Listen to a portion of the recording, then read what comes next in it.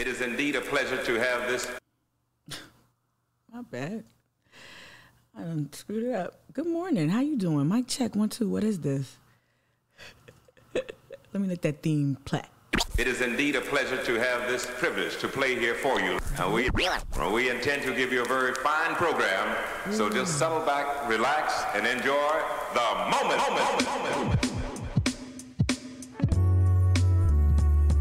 Yo. Okay, I hope this works. I might have to. I hope that works. I never started my some of the features behind the scenes. Started them after. How y'all feeling? How you doing, Megzy? Okay, if we do have to log off and log back on, I know y'all got me. I don't think we will. I don't think so, but we'll check it out. We'll try it out. What up? Good morning. Got some special guests coming here today. I'm super excited. Should I play a sound effect to wake y'all up? Y'all. Yeah, I'm really excited about today. As folks come in, if you're watching later, how you doing? This is Mic'd Up with Mika. I'm mikagadsden. So much to update. One thing I didn't even tease is like, hey, we got a winner to the contest. We got a winner to the tattoo giveaway. Facilitated, initiated by Headspace, by Holy City Tattoo and Collective. Hold on one second. Let me clear my throat. Yeah. So yeah, we've got. Let me just switch it up real quick. Come right back. Let me see. Maybe. Yeah. So today we got friends to the show, friends in real life, friends IRL. We got Headspace Murals joining us at 8:30. We're going to be talking about local business. I did have questions. I need to make sure I pull them up. I'm one to prepare questions and then just completely deviate, but we ain't going to do that. We're going to stay on script. I'm going to pull out my phone in a second. But yeah, I'm super excited. Elliott and McKenzie and we met through a mutual, and hey, little mama, we met through a mutual. And I'm just so profoundly grateful that we remained in touch and kind of circled back to one another through another collaboration, this time helping out Charleston Activist Network Media. I think that's super dope. So yeah, I can't wait to talk to them. Also, I know people getting ready for the holiday, but this is the last live stream of the year. This is the last live stream of 2021. Damn. Like it just kind of hit me just then. But so I'm trying to do due diligence. I'm trying to do a little bit of a lot today, but honestly, we're just going to keep it consistent. We're going to talk about local businesses. Elliott and McKenzie both are local entrepreneurs that are also creatives. Lil Mama, I thought about you in preparing today's live stream because they too are working artists, and I really appreciate our conversation that we had not too long ago about life as a working artist in towns like Charleston. So I can't wait to keep talking about that. And also we're going to dig into the bid conversation. The Post and Courier reported yesterday about the bids. It was on the front page. I believe it was yesterday's paper or today's paper. But anyway, the Post and Courier just reported within the last 24 hours about the pushback from the bids. And so what I did was I did a little bit more research. I leaned on my friends who go to Pratt. Shout out Amron. And so I found some more resources, some that I'll read with you. What's up, Brandon? Brandon, your name came up yesterday. Your name ring bells, yo. Brandon, your name came up when I went over to the Holy City Tattooing Collective. So that was very positive to hear people speak to you and what the work you tried to help you offer small businesses, local businesses here. But anyway, I dug deeper into it. It all kind of comes together like this whole giveaway with the tattoo, supporting this initiative, supporting this channel, this business, which is Charleston Activist Network Media LLC. All of it is really like top of mind, and it's informing what content I bring to the live stream. And I'm going to kind of stay here in that zone of speaking to local businesses, hopefully speaking to Jason from Holy City Tattooing Collective. Hopefully in the near future and in the new year, just talk to more people about things like pardon me, like the affordable housing crisis and whatnot. So I didn't, real talk though, I didn't know how many of y'all really fuck with HCTC. I'm gonna start saying it too. I really did not know this. Like, that's a really good feeling. What's up, Joy? That's a really good feeling. So, yeah, I didn't know that. It really feels good when you meet somebody and you bang with that person or that group or that business, and then turn around and you find out that your friends also, get down with them too. I think that's really dope. All right, so we'll get to local news. We got to do a local news update. Elliott and McKenzie will be joining at 8:30. Y'all know how we do when we do interviews, right? Tons of tabs lifted up, but we're going to get into it. Look, I know I promised resources on redistricting and I didn't send it out. I feel like today, y'all, I'll be busy. I swear to God, I'll be trying to cram in like 45-minute naps after and stuff. Like, I'm be so busy. Part-time job, all that. But no excuse. But today I feel like I'm going to send out an email, because the bid research and also the redistricting database things, I think those are really helpful. And plus, like, Joy, you dropped in the 2 live streams from 2 League of Women Voters programs. I think I want to send those out just so you have, like, hey, this is what we talked about the last couple of weeks of Mic'd Up for the new year, for the year 2021. So I feel like today's the day I'm gonna really get my shit together and send it out. So I'm gonna work on that. What up, D? But let's go ahead and let me what I want to do. Let me do an update real quick. We got to get to the news. Got to get to Jarita Post away. I'm there, Joy. Breaking education news. I was like, wait, what happened? Closed door meeting. What happened? What happened to Jarita? That name, very unique. Okay, hold on. Let me see. Let me. I wanted to update. I'll be seeing all my business. Did I do it? Oh. I did do it. Hold on. Let me see. I could have sworn I did it. No, I didn't. Yes, you did. All right. Live. So yesterday, but we're live. Yeah. So yesterday, shout out Little Mama, you watched in real time. I see you, Joy. Not so secret. So shout out to Little Mama and whomever watched live. It was real quick. I teased it a little bit. Went over to Holy City Tattooing Collective to meet up with my girl Jess, my new friend, and we just wanted to film the drawing of the contest winner. Shout out to her. We had a very, very sophisticated setup, very, very sophisticated contest drawing situation, as you'll see right here. It'll be up there. We're live. For anyone who's watching, we're doing our live drawing for the Holy City. Coming into the frame. Our Holy City, you probably already there, but it just blocked it. Holy City Tattooing Collective drawing the winner. So, okay.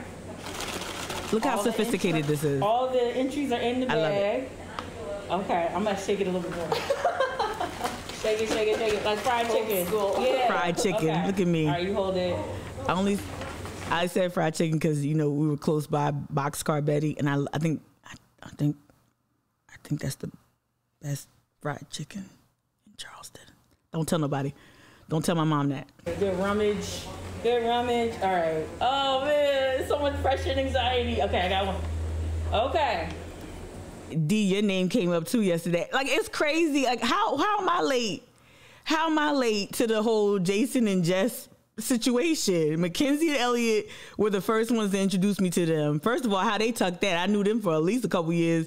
How you ain't tell me about them, McKenzie and Elliott? D, your name came up. Joy, I was rooting for you and Nicole so hard. I didn't know which one to pick. But yeah, like, Joy, you know him. Brandon know him. I'm like, this is real good. This is what I like about this Twitch community. Cause it's real. Like we all know each other, and like I love that. I just love that. It's really good vibes. But anyway.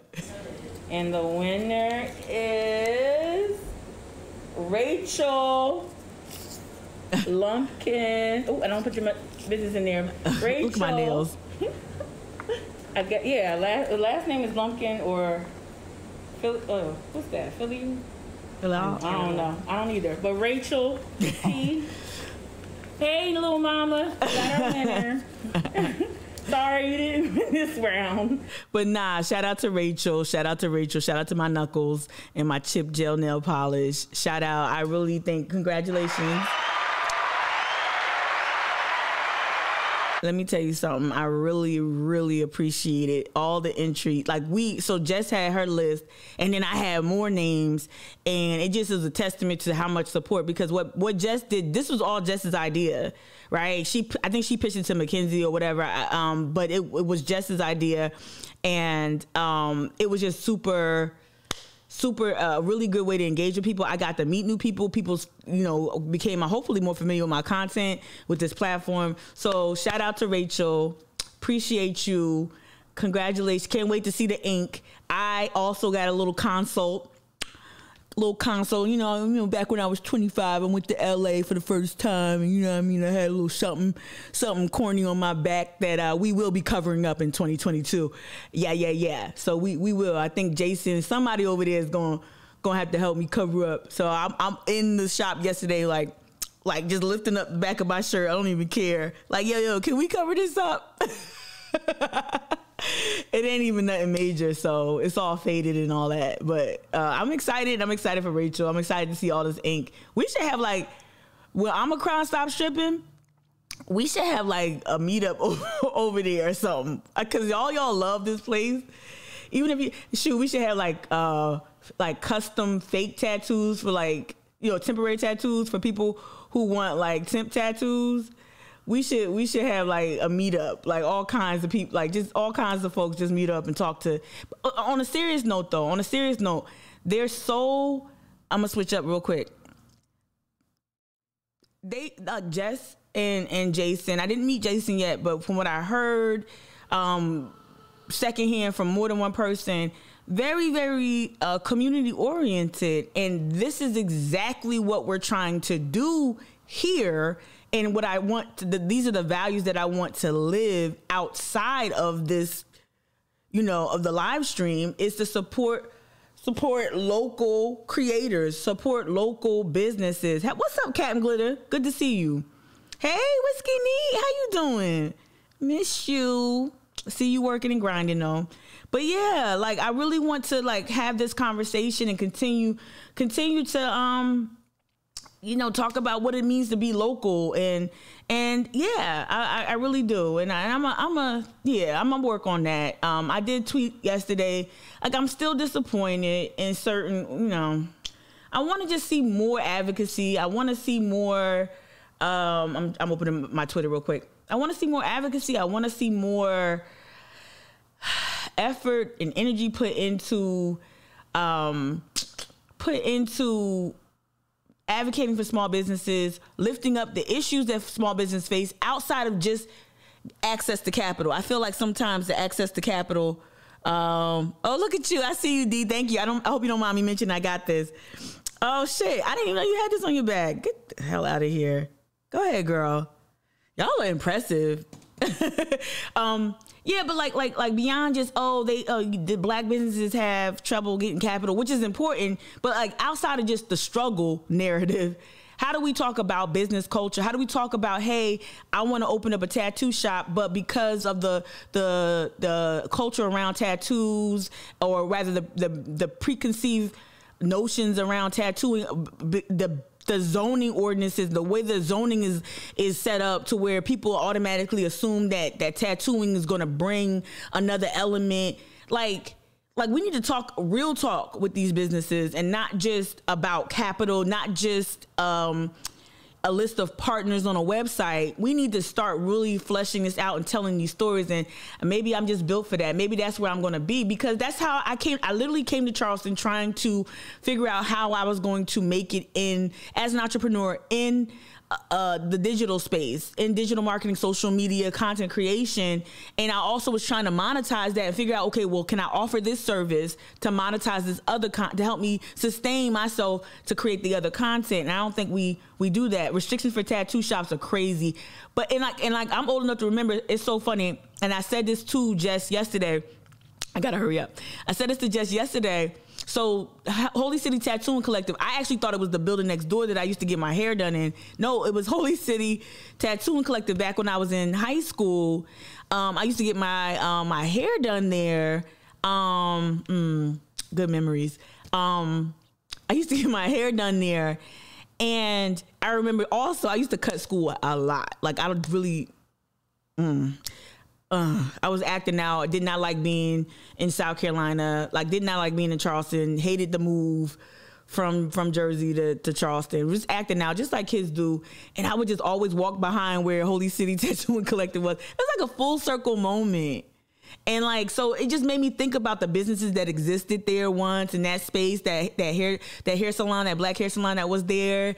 It made me think about like just the evolution of the commercial landscape in Charleston, and how like you go to King Street, and we're going to talk about that bid, and we're going to talk about all those, you know, those national chains descending upon what is soon to be Bermuda. We're gonna or Barbados or whatever. We're gonna talk about that, but like just seeing things evolve and you know, and these businesses want to grow. They want to branch out. They want to expand. They want to offer new goods and services. But what's in the way, right? And so we're gonna talk about that. And it's a lot of what you call that? What you call that in the South? In the South, what do we call that? Moral piety. I don't know. I'm being silly. But there's stuff like in the fucking way.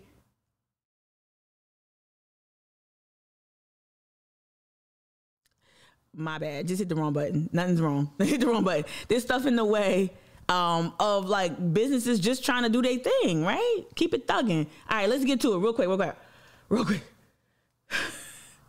So we gotta get to the headline news. Okay, because it's like 12 minutes to McKenzie and Elliott. All right. So this news broke last night.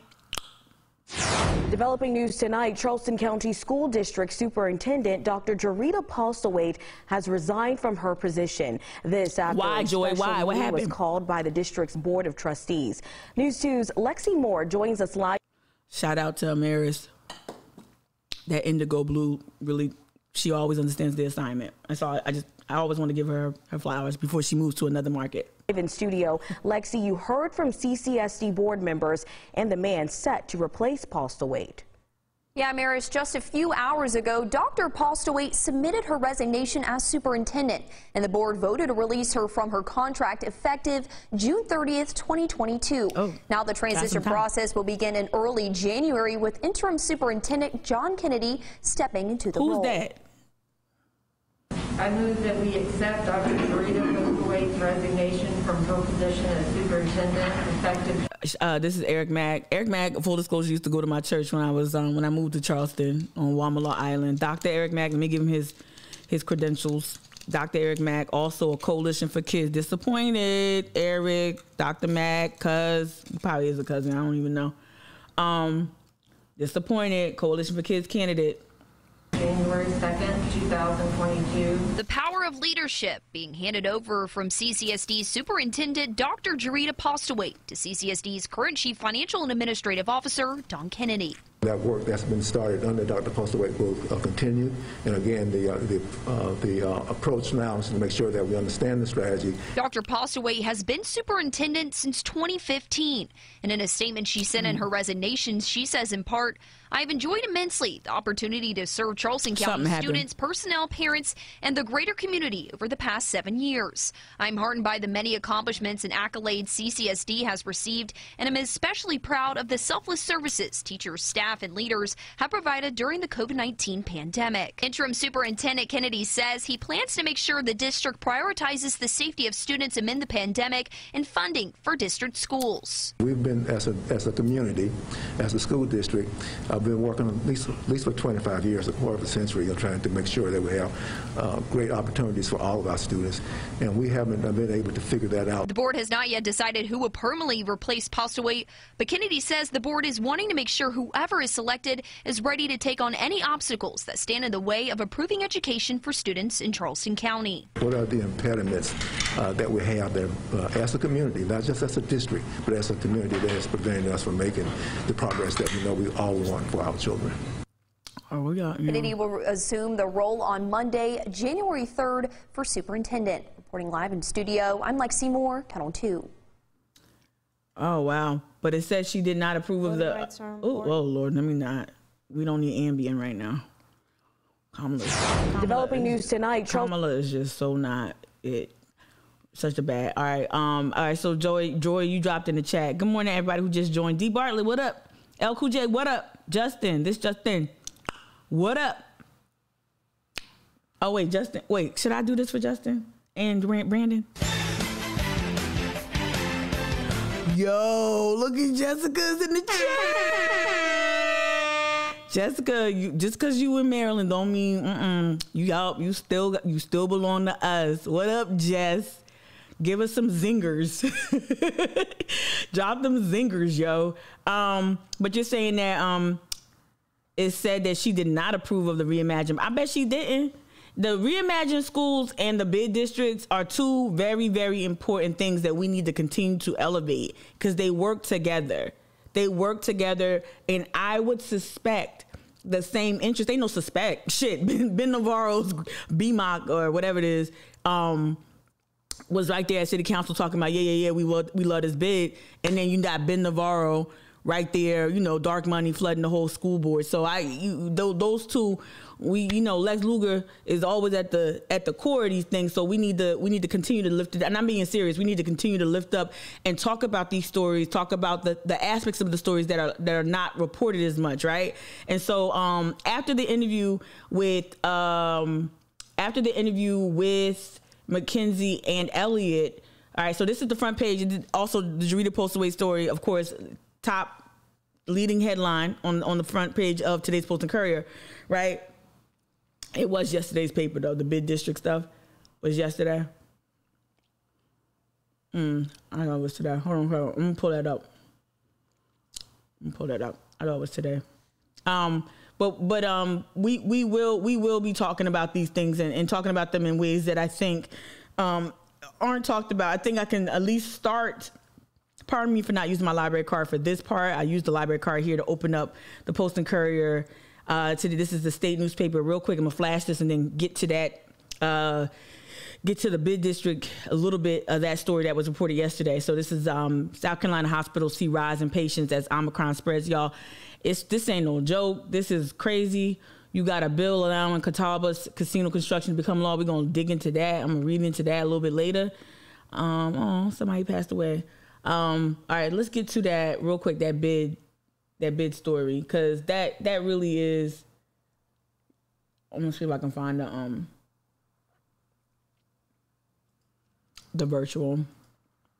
Good morning to everyone joining. This is Mike with Mika. How you doing? Joy, you dropped in the chat. Navarro and CCF are the common denominators, period. It's not even a suspicion. Shout out to all of y'all. What up, Charlie the Brit? Is here?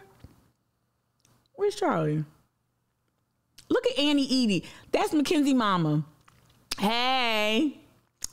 Long time listener, first time chatter. Wait, is Charlie the Brit here? I can't see my glasses. Is Charlie here? Okay, what's up? Good morning. I lost my train of thought. But look, let's go back to yesterday's front page. Was it yesterday's front page? Yeah. So yeah, yesterday's front page. I shout out to Joel. Shout out. They're coming in 5 minutes, Miss Edie, 8:30. So yeah, shout out to Joel. I don't know why. I respect Emma's reporting. I've been learning a lot from Emma's reporting. And I want to preface it, and I mean that sincerely, in the business section, especially, but specifically business. Really enjoy Emma Whalen or Wallens. I can't wait to ask her how to pronounce her name. I think it's Whalen. So I enjoy her reporting. Don't know why she talked to Aaron Comstock for this story. I don't know why. And why was LLF in the story? So we got 5 minutes until Elliott and McKenzie, right? 5 minutes there. But let's read this story, because after that interview, y'all, we're going to keep leaning into the local business part, right? All right. It's what? Darren Goss's birthday? Maybe that was the gift. Get rid of some resistance. I don't know. I have no clue. Jarita was always on some bullshit, so I don't even know. Some voice concerns over plans for King Street. Business owners, residents fear higher rents, harm diversity, right? So I will say this too. Sometimes I want to ask you reporters, can you just blink if the editors got you in a headlock? Blink if you need us to save you from the editors that you didn't put something in. Because this was really kind of also like, it was solid. It was solid. I don't want to like impugn her integrity or like say, I'm not talking shit about her skills as a reporter, but I felt like it didn't go there, right? Blink if you need help. Like blink if you need to float me some extra nuggets that they wouldn't let you print off the record, on the record. You know what I mean? All right, so a plan to create more funding for beautification. That's the bullshit right there. That's what I didn't like. So, out the gate, I was like, what? That's not what this is. That's not what a bid is. Like, and like when you take when you take their verbiage, the people who are proposing, like, I don't know. To me, just, y'all know me. I'm very sensitive and very like distracted by little things. A plan to create more funding for beautification efforts on King Street is raising questions. See, now I can't get past that, because that's a false premise. That's not what that is. That's an element of what they propose. But what about the sub-municipal aspects? What about the hired security? What about the taxation? I mean, she gets into that, but don't lead with that. So people reading this is like, oh, okay, it's just beautification. What's the problem? No, it's not beautification. No, because you already got neighborhood groups that could do that. Businesses could do that right now. Businesses can all say, hey, El Jefe, hey, hey, Rare Bit, y'all want to get together and like every first Friday clean up the street? Like they could do that by themselves, right? A plan to create more funding. 2 minutes to Elliott McKenzie. A plan to create more funding for beautification efforts on King Street is raising questions from some residents and business owners who fear the shopping district's already pricey real estate will only become more exclusive. This is from Joel. I want to read this and then I'm going to bounce out to Zoom and get ready for Elliott McKenzie. Our goal is to change the dialogue from "this is great, how can we implement this as quickly as possible" to "wait a minute, we need more community stakeholders at the table." So to that,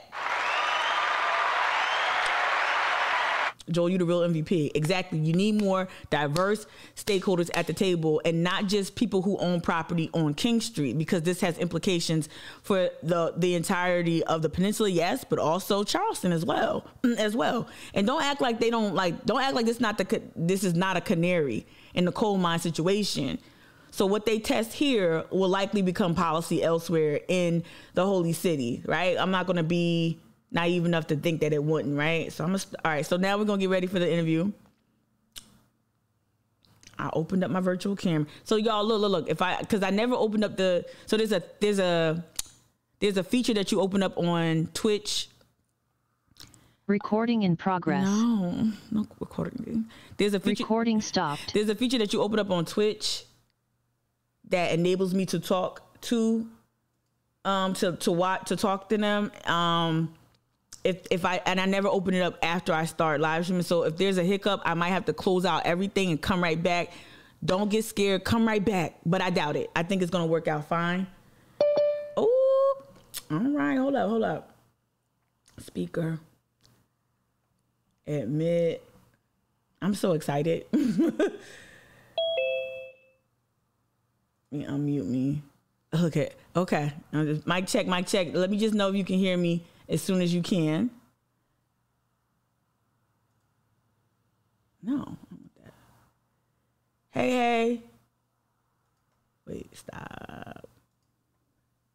And y'all, when they start talking, can you hear me, Elliott McKenzie?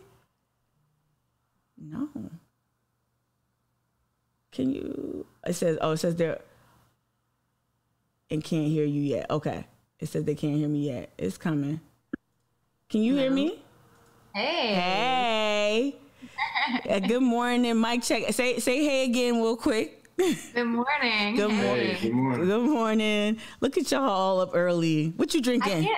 I know. Coffee. Of course. Hey, thumbs up in the chat, everybody. I know y'all can't see unless you have a second monitor set up, but thumbs up in the chat, y'all, if y'all can hear Elliott and McKenzie. I'm gonna give y'all a round of applause. You probably can't hear that either. Okay. Oh yeah. Okay, yeah, I'm getting all thumbs up and hearts and love in the chat. Cool. So welcome. Thank you.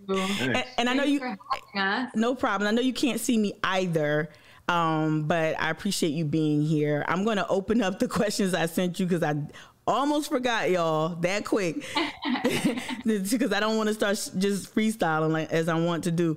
But no, I really thought it was really important to speak to both of you. I said this before you jumped on, and your mom was in the chat too, just so you know. Yes. Hey, Mom. And so I wanted to connect with you because, of course, lately I've been talking about local business and all that. But more importantly, y'all, my friends, I respect and admire y'all. We've collaborated.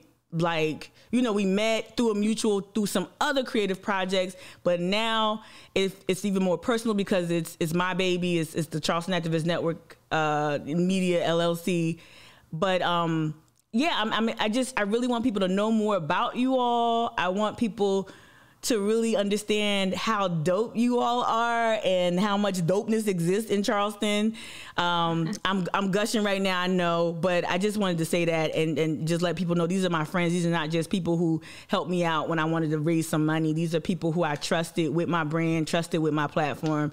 And yeah, but introduce yourself to everybody and I'm gonna stop talking. Oh, you want me to take it? Okay. McKenzie Elliott. We met, I guess now about, I don't know, 9 years ago. Yeah. 9 years ago. I had just moved back. I'm originally from Hilton Head, and just moved back here from New York. I was in New York for almost 10 years. Oh. And I had kind of stumbled into this business called King Dusko on Upper King Street. And it was kind of like art, music, coffee. I was really painting the plane as it was flying, as they say. I had no business plan. I was kind of escaping from Good for you. I didn't know that. Good for you. Yeah. Yeah, and I met Elliott there, and he, maybe you can talk about what you had been doing prior. I had just come back to Charleston also. I've got family from around here.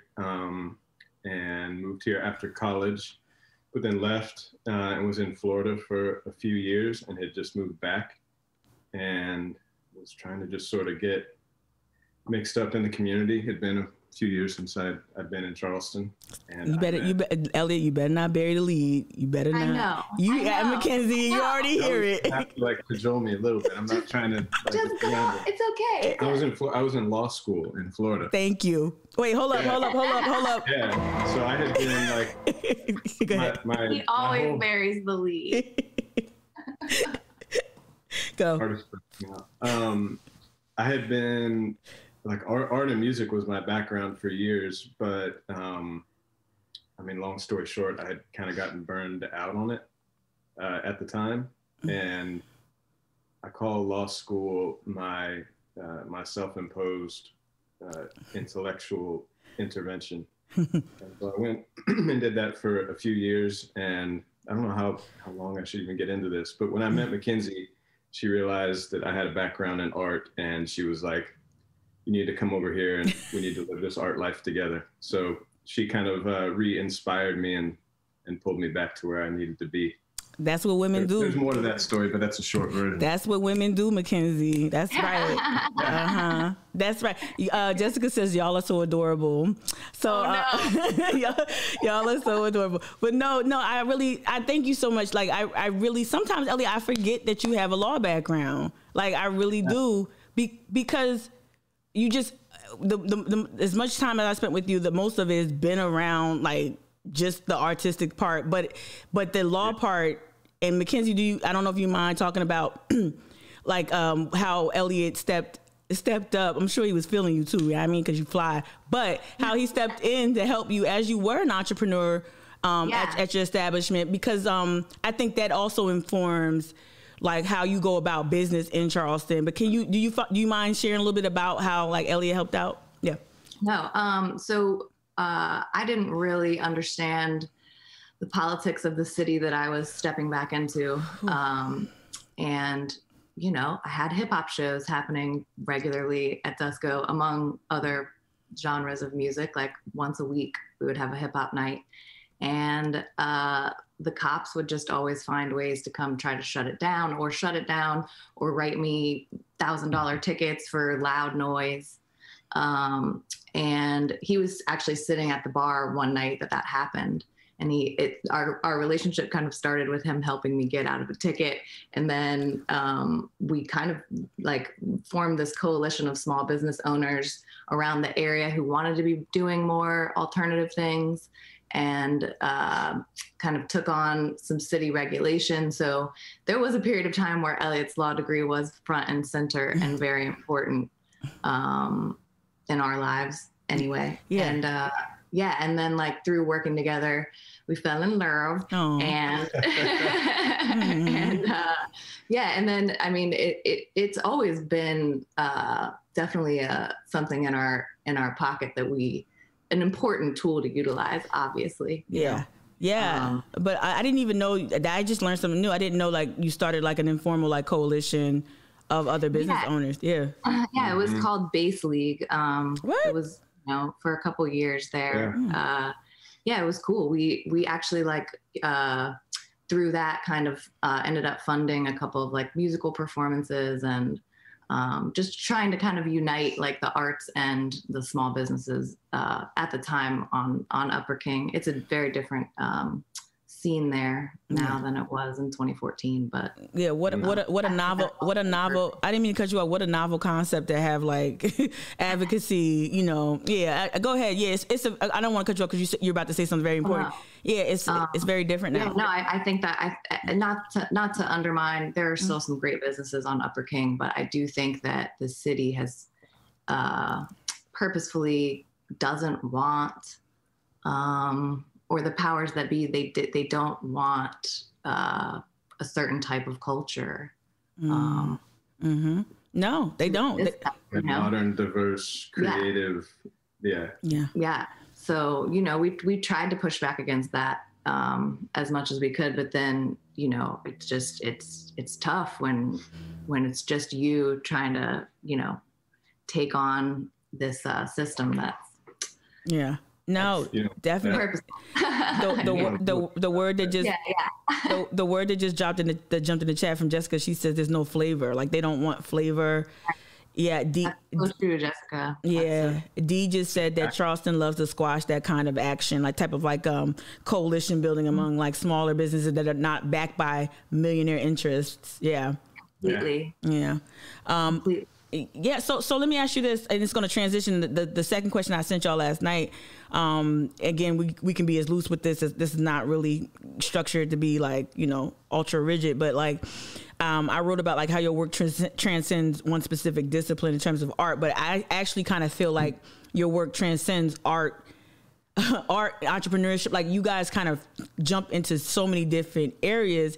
Was that out of necessity? It sounds like it was out of necessity. Like you show up as a small business advocates. I've also, where I met you too, I learned more about how you addressed race directly, head on through certain local controversies that we don't really have to get into. But my point is like y'all have occupied a space where you've tried to push culture and use art, like, you know, leverage your own skill set, your own aptitude, I guess, to promote change. Like, how did you kind of like, was that a deliberate decision? Was that just something that just naturally evolved? Like what? I'll let Elliot take it, but I would say we definitely, like, issues of race were definitely something we connected over pretty immediately. So I don't know, from there, then I think it's been a combination of out of necessity and also organic. But I don't know. I feel like I'm talking too much. No, you're not. No, you're not. Yeah, I guess a little bit of both.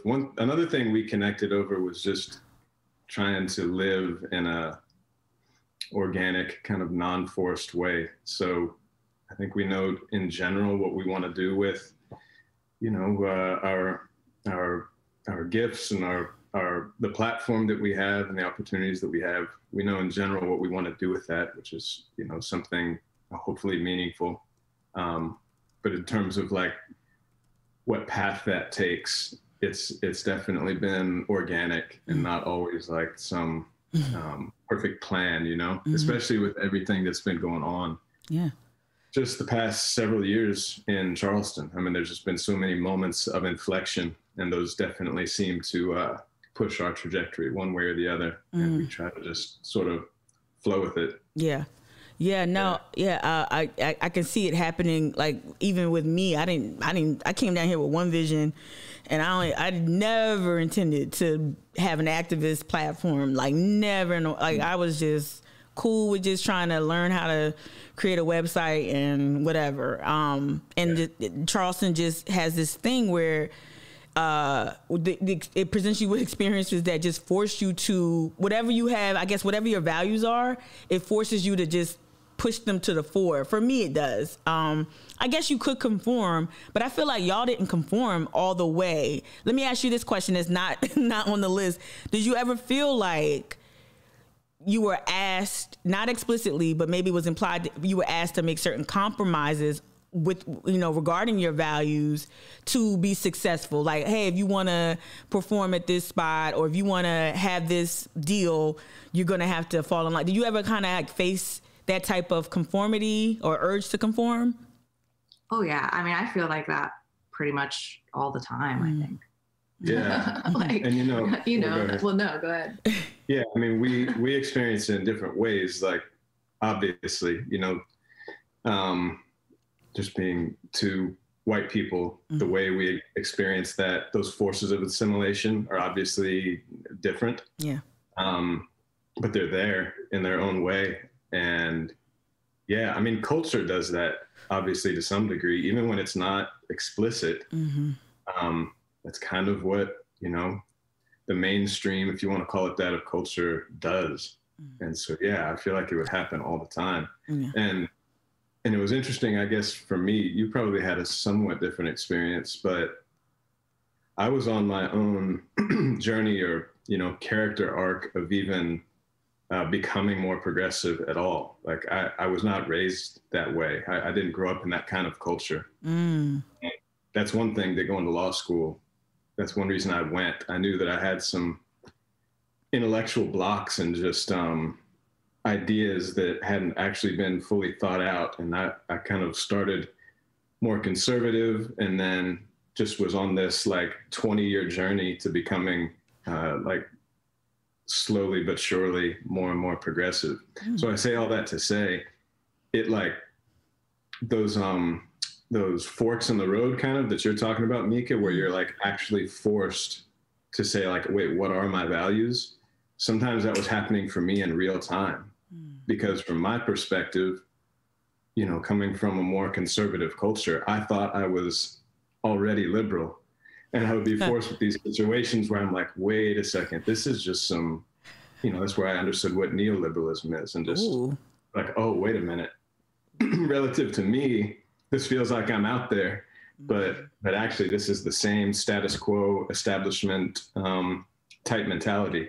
So I was just like constantly, you know, having to make choices and decide where my values are. Not to sound high and mighty about that, but what you're saying definitely does resonate. Y'all, Elliot is not a rapper, but he just did what? Yeah, he just spit bars. All right, that was bars. No, seriously, it was subtle, right? But I know a lot of my white Twitch peeps here who are who often communicate to me how they're trying to continually unpack their privilege, unpack their white supremacist tendencies. And the fact that you just even brought up 20 years, right? Like, it's not overnight. It's not, hey, I got 10 black friends, I'm good. It's actually identifying what it is, like you said, confronting neoliberalism. Shit, I had to do that too. And nothing accelerates that process, I swear to God.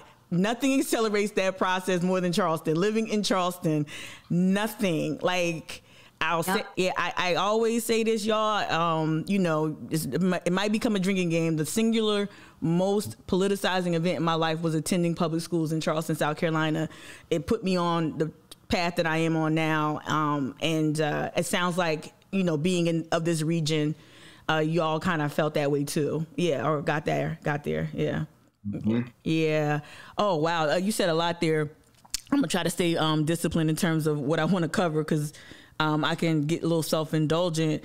I will say that this is not, and y'all can trust me, it's not gonna be like, and in 2003, what? You know, I'm not gonna bring up like crazy shit. But I wanted this. Okay, so.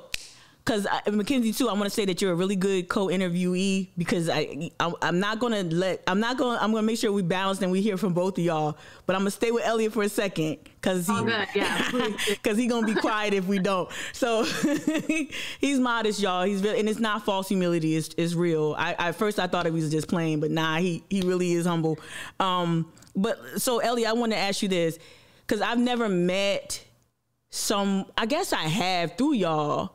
Like, you know, Jimmy, the bass player. I've never met people who like have these credentials. I don't meet a lot of people who have these credentials, but then have this super creative side. And I just want to know, like not just painting. You also are musically, like you and McKenzie create music together too. But like, how did that, like, what stoked those fires of music and, I don't know, graphic design and murals? Like, what do you think ignited that in you? It's a lot. No, it's all good. I'm just gonna think about it for a second. Take your time too. Take your time. A lot of that was there for as long as I can remember. Like that, drawing and playing piano, and art and music was my first love. His early age drawings are way better than mine. Oh wow, for real? For real?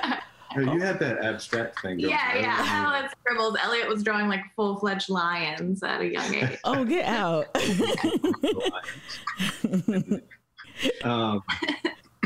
Yeah, so that honestly was there as long as I can remember. My mom definitely helped cultivate that in me, and like, I think understood even more than, you know, when your reach exceeds your grasp, kind of. She understood more than she even knew how important creativity was going to be for me, which, that's the gift that has given more than I think she even realized at the time, but that I'm really grateful for. And that's something you've talked to me about a lot too, like that intersection between imagination and self-growth, and then also imagining change in communities, and that it's even possible. So I'm really grateful for that.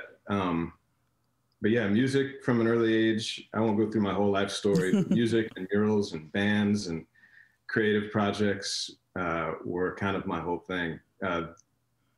The intellectual intervention was, I say that because it was I grew up in a conservative, white, Christian, Southern culture.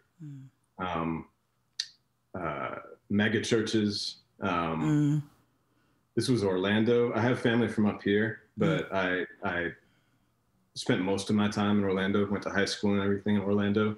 And so, looking back on it, that was the 90s, Central Florida, kind of the epicenter of a lot of what we're seeing in the GOP and like the evangelical community. Man, a lot of it ties back to where I was. And so, it just took a while to see myself out of that maze, you know? Yeah. And that really is where the more intellectual side came in. I just knew I had, you know, like the, you know, chakra alignment. Yeah. Oh, yeah. Like I had a block in my intellectual chakra alignment. So it didn't matter how much creativity I was trying to crank through that channel.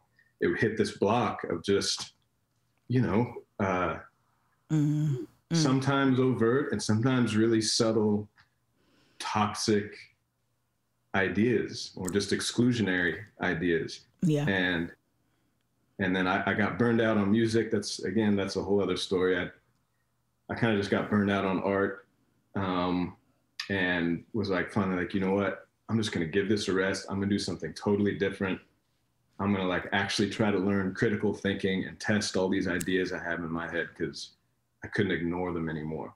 And for real though, I tell this story within going into that part of my life. So going into the law and more intellectual era of my life, I was probably what you'd call something like a libertarian-ish, because I'd started conservative and I was like getting progressively more liberal and or more progressive in general. More progressive, yeah. And at that stage, that's where I was at. And I'm telling you, within some months of critical analysis and critical debate of those ideas, I was like full on liberal. I mean, it happened so fast once I actually held my mind accountable. Oh. And then from there, I ended up working for the public defender for a little bit. Oh, okay. And that really opened my eyes. Yeah, I mean, I felt like I kind of just saw behind the scenes of everything, and it just like kind of woke me up. It's crazy. You said critical thinking of a comment dropped in up earlier before you even mentioned that phrase and that journey. Jessica said, if you're a critical thinker, you drop conservatism real quick. Yeah, she says you hear this loud and clear. When you know better, you do better. Jessica said that. Joy just shared some love in the chat for you, Elliot. It says he's so self-aware. It's cool to see. It's very dope. It's very cool to see. And when you talked about the chakras being blocked, capitalism is a motherfucking chakra blocker. It really is capitalism that blocks all that. Like, because I came down here and was like, I'm going to make a business. I'm going to do this business thing. I'm going to come in here and make money. I'm like, nah, like that's not even in line with who I am. Yeah. There's so much buried in that idea. It seems so innocuous and like, well, yeah, you can't question that. Right. There's so much in there. But it's like here, especially to echo what you were saying before, Mika, is like, if money making is your number one goal, then you have to assimilate in Charleston into this. You know what I mean? Like it can't be your number one goal if you're trying to do anything else. No. Not that we don't have to make money. Like I'm not saying, obviously we all unfortunately do. Yeah. But yes. It's awareness though. But being aware of that it's a constant, like it's a day-to-day thing. Mm-hmm. Yeah. No, it really is. And I think too, and I hope the way I phrase it doesn't sound off, because I've seen y'all hustle, like, and I mean that like working artists. Again, I feel like Lil Mama here in the chat, Nicole Trimmer Art, she kind of gave me the word power to kind of like, there are working artists here. Y'all got to eat, right? Y'all got a mortgage. Y'all got things to do. And I've McKenzie, I think with you especially, I've seen you it's not even like, again, hustle not in that negative way or anything like that, or whatever. I don't know what connotation people have with that word, but like McKenzie, I've seen you like as a vocalist, or I want to let you describe yourself as when it comes to music, like what kind of artist you are. Can you just briefly describe what kind of musical artist you are, and then I'll ask my question. Yeah, no, I think it's ever evolving in that regard. I will say that when I lived in New York, making music was definitely at the forefront of what I was doing day to day. And I was doing it with the goal, probably the number one goal of like being famous and making money. And then that just really made me miserable. And so like every aspect of it just like pretty much made me miserable. And then when I came down here, I kind of had given it up, and I was playing some gigs on my own with our friend and fellow artist and drummer, Quentin Ravenel. So he and I have known each other for a long time, and we were working together. But then when I met Elliot, really and I was like, dude, you can play keys better than anybody I've met here. And so then we just started working together for fun. And then that turned into kind of a hustle of weekly gigs downtown Charleston to pay our mortgage. That was for a couple years after Desco closed. Yeah. We were just like Nicole was saying, like it was like a pretty, you know, weren't making a ton of money, you know, but it would get by doing it. Yeah. And so that kind of put music into a different perspective, and that was fun. And we did that for 4-ish years, but also kind of soul crushing at the same time, you know? Yeah. And so now I would say in this current moment, it just play music for fun and then work with other musicians for fun. And if it ends up making money, cool. But that's definitely not, I think, the healthiest place for music to be in my life is at a place where it's there for more spiritual purposes than money making. You answered the question I was actually going to pose in my, like the one I was just thinking of. It was like, where does music sit with you now? Because I wanted to ask y'all both that. Like, music was one aspect of your artistry, but I know McKenzie, like the music, I know from just reading and learning and listening to people like you that the music industry is grimy as fuck, and so like it burns you out. And there are good, especially here in Charleston, there's so many like fundamentally sound and brilliant music makers who don't rise to the highest level of, I guess, of fame and whatever, prosperity. But like, so music right now for you, McKenzie, like you engage with it in a way where it feels more healthy for you. Totally. Yeah. How let me ask you this though, like when you had to, I don't want to say like it's over with, because you still perform, right? You still creating music, you both, or what's the situation? We are usually collaboratively with other artists. For some reason that just is more comfortable at this point. Yeah. But it'll never be like done, Yeah. It'll always be a part of our lives, I think. And I don't want to speak for you because it's just as important to you. Yeah. But, yeah, I was hoping y'all was drinking throat coat and y'all would start harmonizing, because I know we're not gonna get into it, Ellie. I ain't gonna put you. I'm literally not trying to bring up something that, because I know you used to sing, but anyway, I still haven't heard it yet. I want to hear them. We really did like really bond initially over our mutual love for Sade. So Elliott can definitely bust out some Sade. Y'all can. I'm just saying it. Y'all hear the richness in his voice, right? Like, I'm just saying. He's got it. All right. Yes. But no, but you also, didn't you when you perform live, you perform Sade that one time. Where were we at? Yeah, no, and he would sing. He would sing with me. Yeah. Yeah, he's shy about it, but that's okay. We get him. You'll put a tape recorder in the shower one day and just be like, oh yeah, sing this. But no. I remember. I forgot where we were at. Were we at Vintage? We were somewhere. I was eating charcuterie. Yeah. I was eating charcuterie. I know what I was eating, but anyway, you were singing. You were doing dope stuff, and it was. Okay, so now I'm gonna be candid and open up a little bit. Nothing too deep. Don't worry about it. Don't worry. But so I do this thing, y'all. Y'all know this. People who know me. Oh my God, my armpits are sweating. Oh my gosh. No, we feel like mine are too. So. That's a good thing. But no, like one thing, when I encounter like well-intentioned white folk, I do have to I gotta watch and wait. And I think a lot of our friendship was like a watch and wait period, and where I'm like, I don't know. Cause I'm like, cause you be waiting for shoes to be dropping. You're like, oh, they sound so dope. Oh, they voted for Trump. Like something like that. Like something crazy. something crazy or whatever. But all that anti-vax. No. But no. I will say my relationship to y'all's music and y'all artistry, it has, this is the candid part.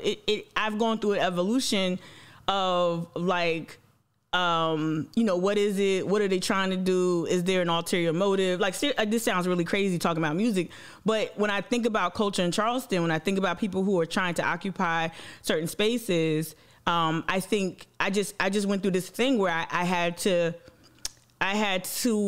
not test y'all, but just wait and see if y'all are really for the culture or y'all are just another set of white folks trying to commodify culture, if that makes any sense. No, yeah. Totally does. Let me ask you that. Is that something that weighs, this is so not even one of the questions I asked y'all, sorry. Is that something that weighs on y'all, like y'all's proximity to blackness, black collaborators or black or brown women? Like, I don't know, how's that journey been in terms of collaborating with artists of color and black artists and all that stuff? I mean, that journey's been wonderful. Yeah. You know, from the perspective of collaboration, definitely, I would say increased awareness, right? Oh yeah. I mean, I've learned so much from all of the collaborations that we've done with Black artists, Black women. I don't know. I mean, proximity to the actual. We'll go ahead. Yeah, I would say it's been revelatory in a lot of ways about other white people. Like I've learned a lot about other white people. Some good, some not good. No, real. That's real talk, though. Yeah. Some friendships have been deepened. Some friendships have been severed. And that just is what it is, though. Like I'm like, okay, if at this point, like, if you're white and you are not willing to, have the same proximity that we do to blackness, I really don't have any interest in working with you or being like even like really hanging out with you. Like, so it's like, and that definitely, there have been some tough conversations with other white people, but also that have ended well and continue to grow. And then I would say again, like some people, it's like, oh, cool, okay. See, now we know where that person stands and we're not gonna do anything with them. Can I ask y'all, go, Elliot, go, continue. We can keep it flowing. I was just putting a pin in that, like good and bad surprises, Yeah. And that's not to like put ourselves on a pedestal because, at all, because it we're has not definitely perfect. been, this might get you off your next question, so you can stop me. But also just more awareness of, the roots of the culture that we enjoy, period. Right. Like I grew up obsessed with, old soul and old reggae and old blues. And, it's not that I had no awareness whatsoever. Right. But again, growing up in that Central Florida bubble that I was in, it was not the kind of awareness that was, it was not enough at all. And so I think that's also been part of the journey, is just much more respect and awareness for my relationship to the roots of the culture that I love, and the music and the art that I love, and just constantly trying to, evolve in that way and situate myself in that relationship in a more, responsible way that also doesn't kill the creativity and the artistic spirit, which is a dance, but is absolutely possible. And the more you align those two things, honestly, the better it gets. And a lot of that's just getting ego out of the way too. Well, even to piggyback on that, but like as a white woman, I think one thing I've learned, especially over the last like 5 years, is like the questions I've really had to ask myself, like, is my voice needed right now? Like, is my voice necessary, or does it need to take a step back? And like, and I think that with creating music is probably why I find myself and we find ourselves in the position we're in now, where I'm like, I'm comfortable with, like, this is not my moment to say everything, Like, no, I really like the trajectory of this conversation, because I think the way people are speaking, kind of like commenting back and forth in the chat, I think is resonating with people. People are saying like, yes, real talk, I identify with this. People are really, what you're saying is resonating with people, especially that last part I just dropped in the chat. White folks, please do that. Ask yourself that question. Is your voice needed in that moment? And where's your place? And I think that's just an ongoing journey. And there's going to be ways you're going to mess up. You have to prepare for that and prepare to let yourself down and other people down. It's really something that I don't think people manage their expectations around, either accompliceship or co-conspiratorship, like whatever you want to call it. I don't think people manage their expectations. You're gonna fuck it up. You're gonna mess up. Yeah, and I really commend you for just confronting it. I don't give gold stars and cookies out, but I think because I'm your friend, I appreciate you in that introspection. I think it's important. I'm going to continue, I guess, with the question. This is a silly question. When you were saying something profound, Elliot, and then McKenzie jumped in too. I was going to say, well, when you say like how you show up for artists or your values and how it's deep in some relationships, McKenzie, and how some relationships have fallen by the wayside, it made me think about this one time when a white person tried to run and tell on me to you. We don't even have to get into it because she's not even no longer in that situation she was in or in that position she was in. But yeah, what do you do when like white folks be like, oh, I don't know if it happened often. Maybe it happened outside of just me. When you're aligning yourself with someone, maybe a person of color, maybe someone who's just a leftist, whatever it could be, something that's outside the mainstream of Charleston. What do you do when white people like come to you with that fuck shit and like, oh, Tamika said this at this event and I didn't like it. You need to get like, what do you do when people come to you and ask you to kind of intervene like that? I don't know if that even happens a lot. That's a really weird question, but just wanted to ask. It's not weird. It's not a weird question. Okay. It doesn't happen like every day or something, but it happens. Yeah. I hope not. I mean, I think it's like probably less and less the more. I mean, I was like straight up, like I don't want, It's weird. I know that was a weird question. I know I feel bad. It's not a weird question. I think it's just a natural response. Like, like, sorry, that's not. Yeah. Let me explain to you all the reasons why what you're saying isn't. Right. Where it's at, shut it down. I just shut that shit down. Like, yeah. And I think that's also where it helps to. It's these like choices that are getting forced. I think that's happening in general right now too. I think that's just like in the zeitgeist, in the air right now that like none of us, especially, just white culture is not used to actually having to make choices. It's like we can have it both, right? We can kind of like talk all these good things, but then assimilate. For whatever it is, whether it's career or comfort or, the usual suspects. And luckily, I'm not making ourselves martyrs because of this, because we've had so much the privilege to be able to have this kind of flexibility. But it's like every time those forks in the road would happen that you're talking about, it just kept pushing us further and further away from the establishment and into our own lifestyle where we don't feel those weird tugs where we have to choose between speaking the truth or getting like, ostracized from some group that honestly we don't even really want to be in. We're not dependent on it. And because, like, that's a good way. I didn't even need to clarify. No, he's very clear with his language. No, you're doing good. Y'all compliment each other. People picking up on y'all's chemistry, so don't feel self-conscious at how y'all kind of help each other out. It's really awesome to see that. We want to see that. We want to we need to see more depictions. You know how like as a kid you need to see your mom and dad like love you, like be affectionate or like be partners. Like we need to see we need to see creatives be be affectionate, be helpful. Like this is important. I hate to sound like a marriage counselor because I'm super single and have no clue what it takes to be in a partnership. Okay, so this is what I want to do now. I want to actually stick to the damn script that I wrote and ask this question. I think it does flow naturally. So the thing is like did this even flow? I was going to ask you about past and future projects, but this is how I want to frame that question instead. What's really dominated a lot of space is, as of late, at least visually, is the murals. You helped me with a fundraiser, and the mural is like, all behind me.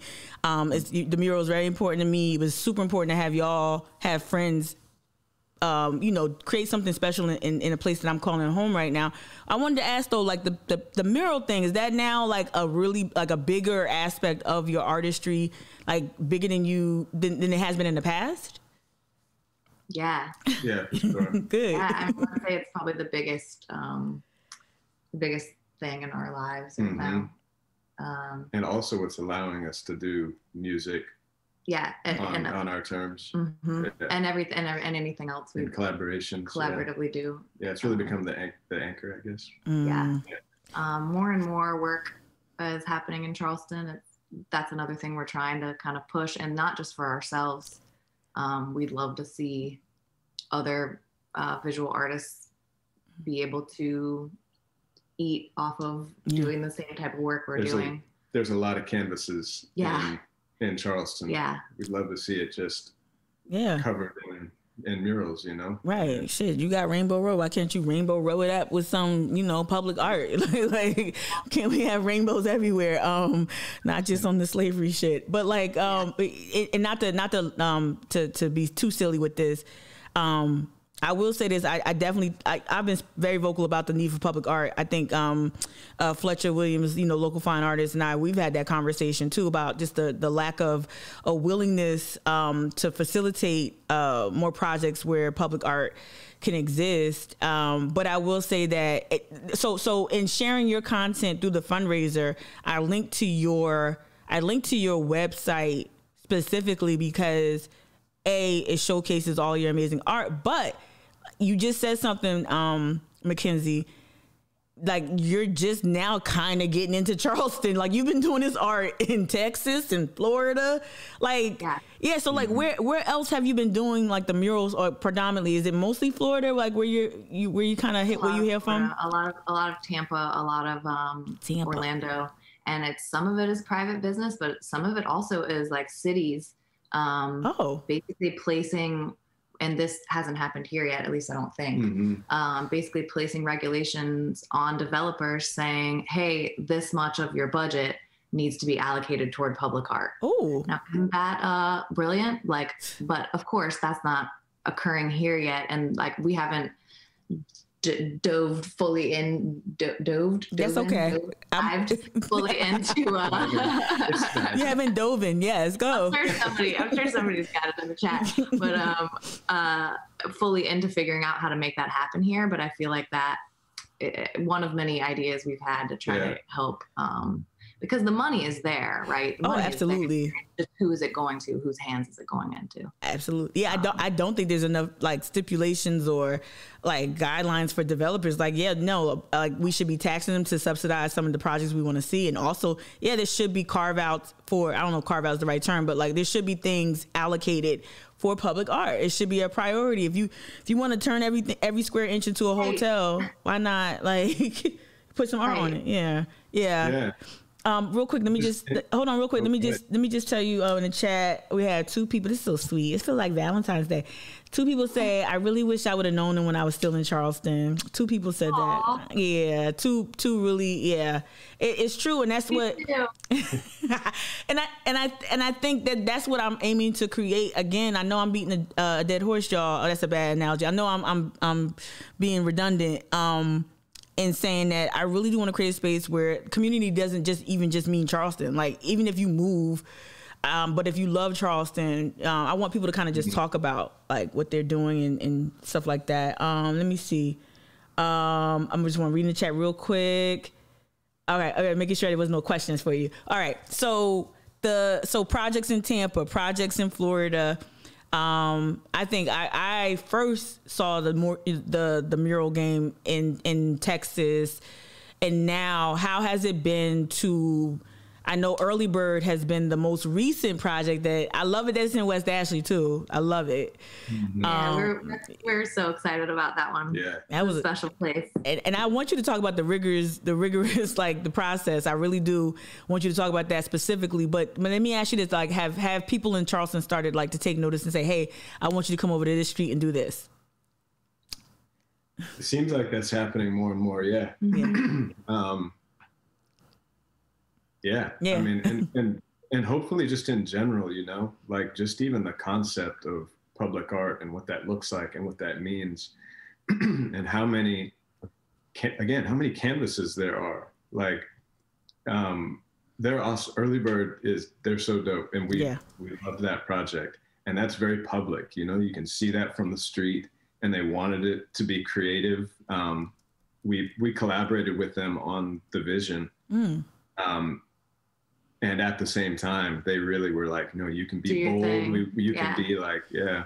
And I mean, I think that's a big part of it, is just being able to see that kind of thing is possible. And then all of a sudden, it's like the city should, you know, collectively, and the capital C city should be looking, and all of a sudden and going, "Oh my gosh!" Like parking garages and apartment buildings, and I mean, it's all canvases. So we're hoping that seal has maybe been broken a little bit. And there's obviously other really talented artists that have been doing murals in Charleston for years. Like, we're not the trailblazers or anything, but collectively seeing like business owners and hopefully city officials start to catch on that it's an actual value in the city, you know, and embracing really original, modern visions for art. You know, we're feeling that. We're feeling that's happening more and more. It seems like it's always simmering and never quite boiling over. I don't know if anyone listening understands that sentiment, but it does. I will say it kind of feels like that, kind of waiting for it to fully tip. No, I do. I know, like, I talk a lot about politics here, but I think politics is culture to a large degree. That's a very, very broad statement, but I think we're seeing a lot of oppressive. We're seeing a lot of, I think, interest outside of. Seen a lot of just gnarly shit happen to people, like just gnarly. Our government not really advocating the way we want to, locally and nationally. This is just me speaking, y'all. This is not Headspace.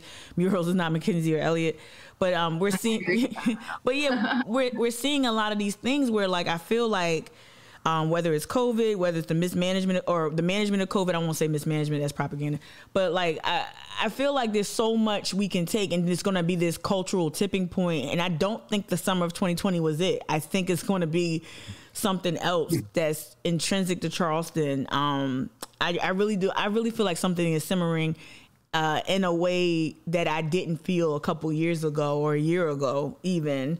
I really say that. Let me. Well, you've had a large hand in that. Oh my God. I'm not being like whatever, but you know. I mean, everybody listening knows that too. I appreciate that. Yeah, that's a lot. Thank you. I appreciate that. I really hope that. Like, that's the one thing. Before they put me in the crematorium, 80 years from now, I just hope that she said some dope shit about Charleston. Like, I just really, I really hope. And that's not morbid, y'all. We all gonna die. But anyway, but no. I really do hope that I leave an imprint, a positive one. Leave this city better than how I found it. Yeah. So murals are not the only thing. What are you working on now, or what do you want to share with people? Maybe it is another mural, but what are you up to? You wanna summarize? You can summarize. You're good.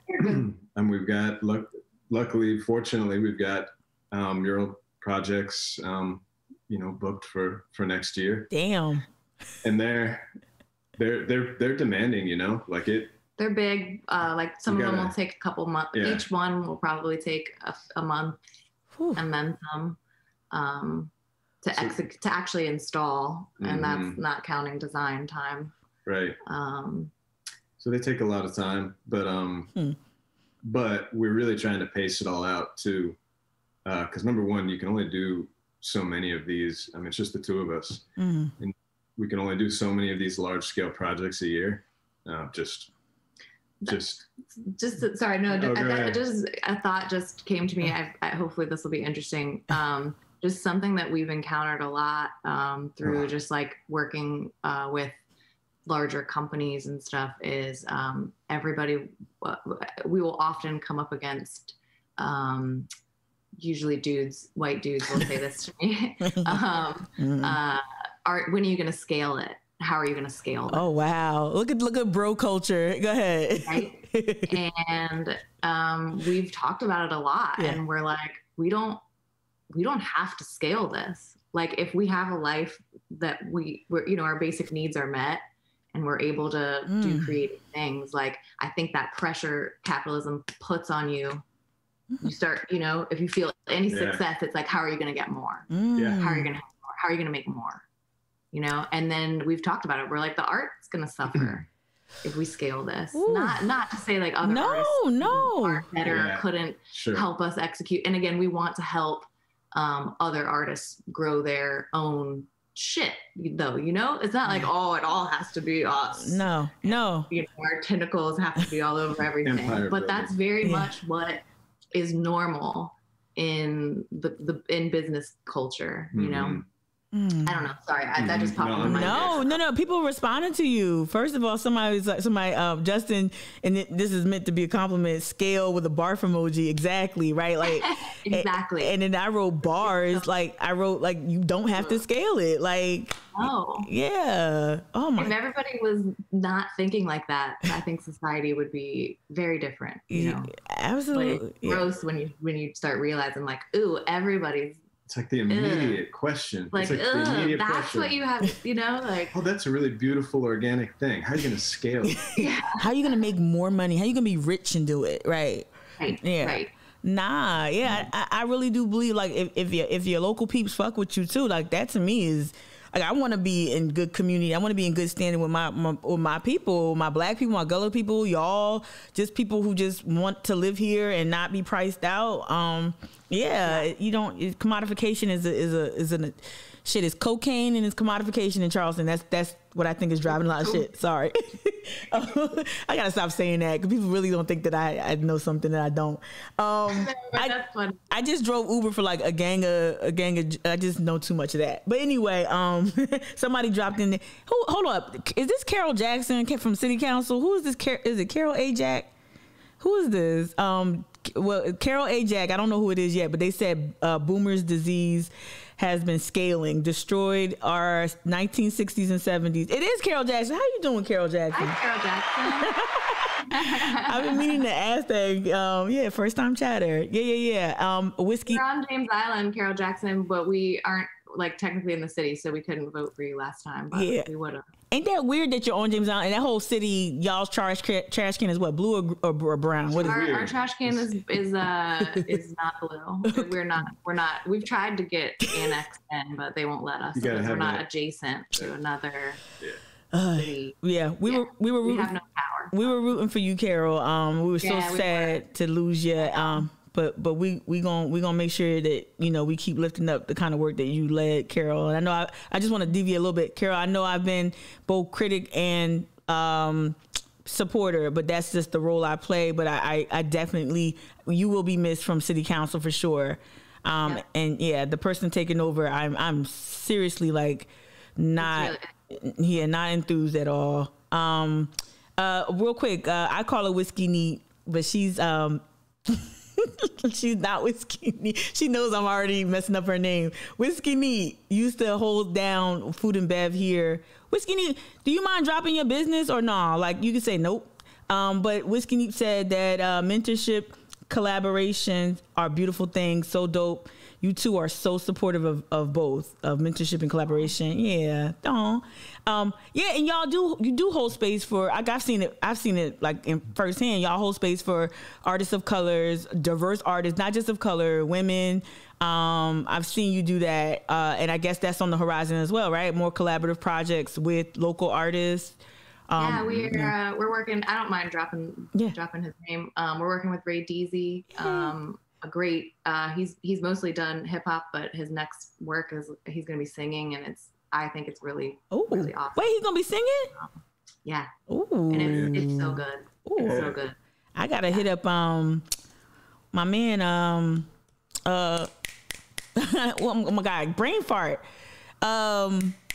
At Rialto Row. My homie. Wolfgang. Wolfgang. God damn. He's recording him. Yeah, I gotta hit him up. Ask him. Wolfgang's another one. He's super dope. Yeah. Love to take people on that trip of an interview. That would be real trippy. That would be great. It would be a good one. Yeah. Nah, both him and his missus is super dope. They had me over. Y'all ever go to Wolfgang's house? Y'all ever? I'm all talking about. They live right around the corner, but we haven't gone over there for some reason. Like really gone. Your mind is COVID. We've kind of just been. Yeah, and they got a little nugget over there, but like your mind will be blown. They I love it. I expected something else, and I'm like, oh shit, what's this, HGTV? What the fuck? but no. Super dope people. I feel like attracts like, and y'all are doing that. Let me ask you. Yeah, I wanted y'all to. I guess as we round it out, y'all said so much, and I could talk to y'all all day with my scatterbrain. But I want y'all to just. I say plug your shit, but. You know what I mean? Like lift up anything you want to lift up. You can freestyle, Elliot. You can start singing in that baritone or whatever the hell you singing. But whatever you want to do, you want to plug your projects or whatever. The floor is yours. Man, I feel like this has all been just really. This is my wheelhouse. It is. I feel like this whole thing's been so like us centric. I don't know. We've talked. I think we've talked about everything. Again, just I don't know. See more. We just want to see more art in Charleston. We just want to see the community itself just grow and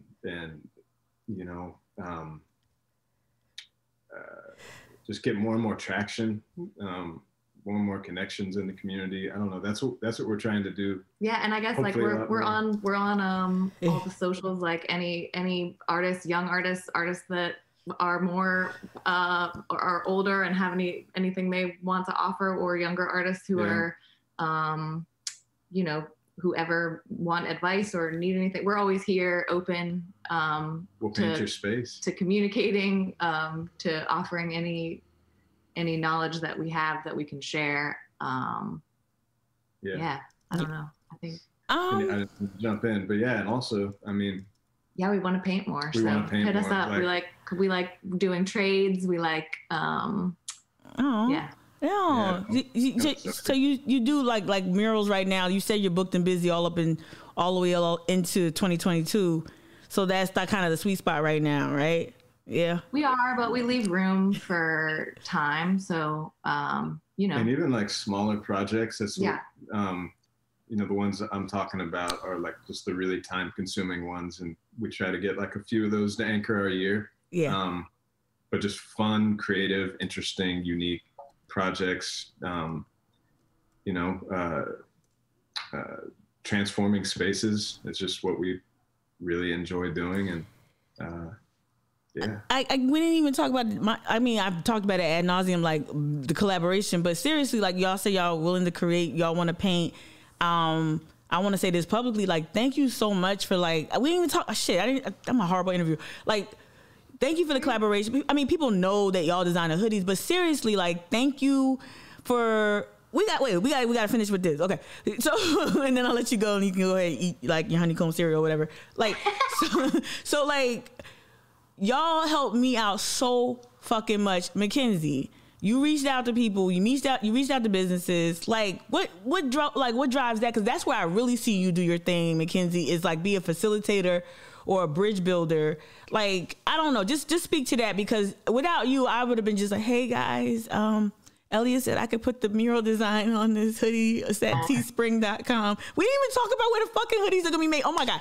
Yeah. So just talk about the real quick. The bridge building first, and McKenzie, and then we talk about where the hoodies are freaking gonna be made and how. God, horrible. Well, I mean, the quickest answer is like both of us really believe in what you're doing. Number one, right? So it's not hard to ask other people to support something that you really believe in, and because of my time as a small business owner, I know a lot of small business owners personally, and I also, again, I don't want white friends who aren't going to also step up and use the privilege that they have to execute really small asks. like, it's not a large ask. No. Can I say that? Can I? Like, it felt like it though. I don't know why. To me, it did. It felt impossible. I thought I was only going to sell 50. We're at like 94. Like, it just felt like a big one. But I'm glad you said that though. Thank you. Yeah. Sorry. Yeah. No. So I don't know. And my background in New York, like I have the kind of I'm a people person. I like people.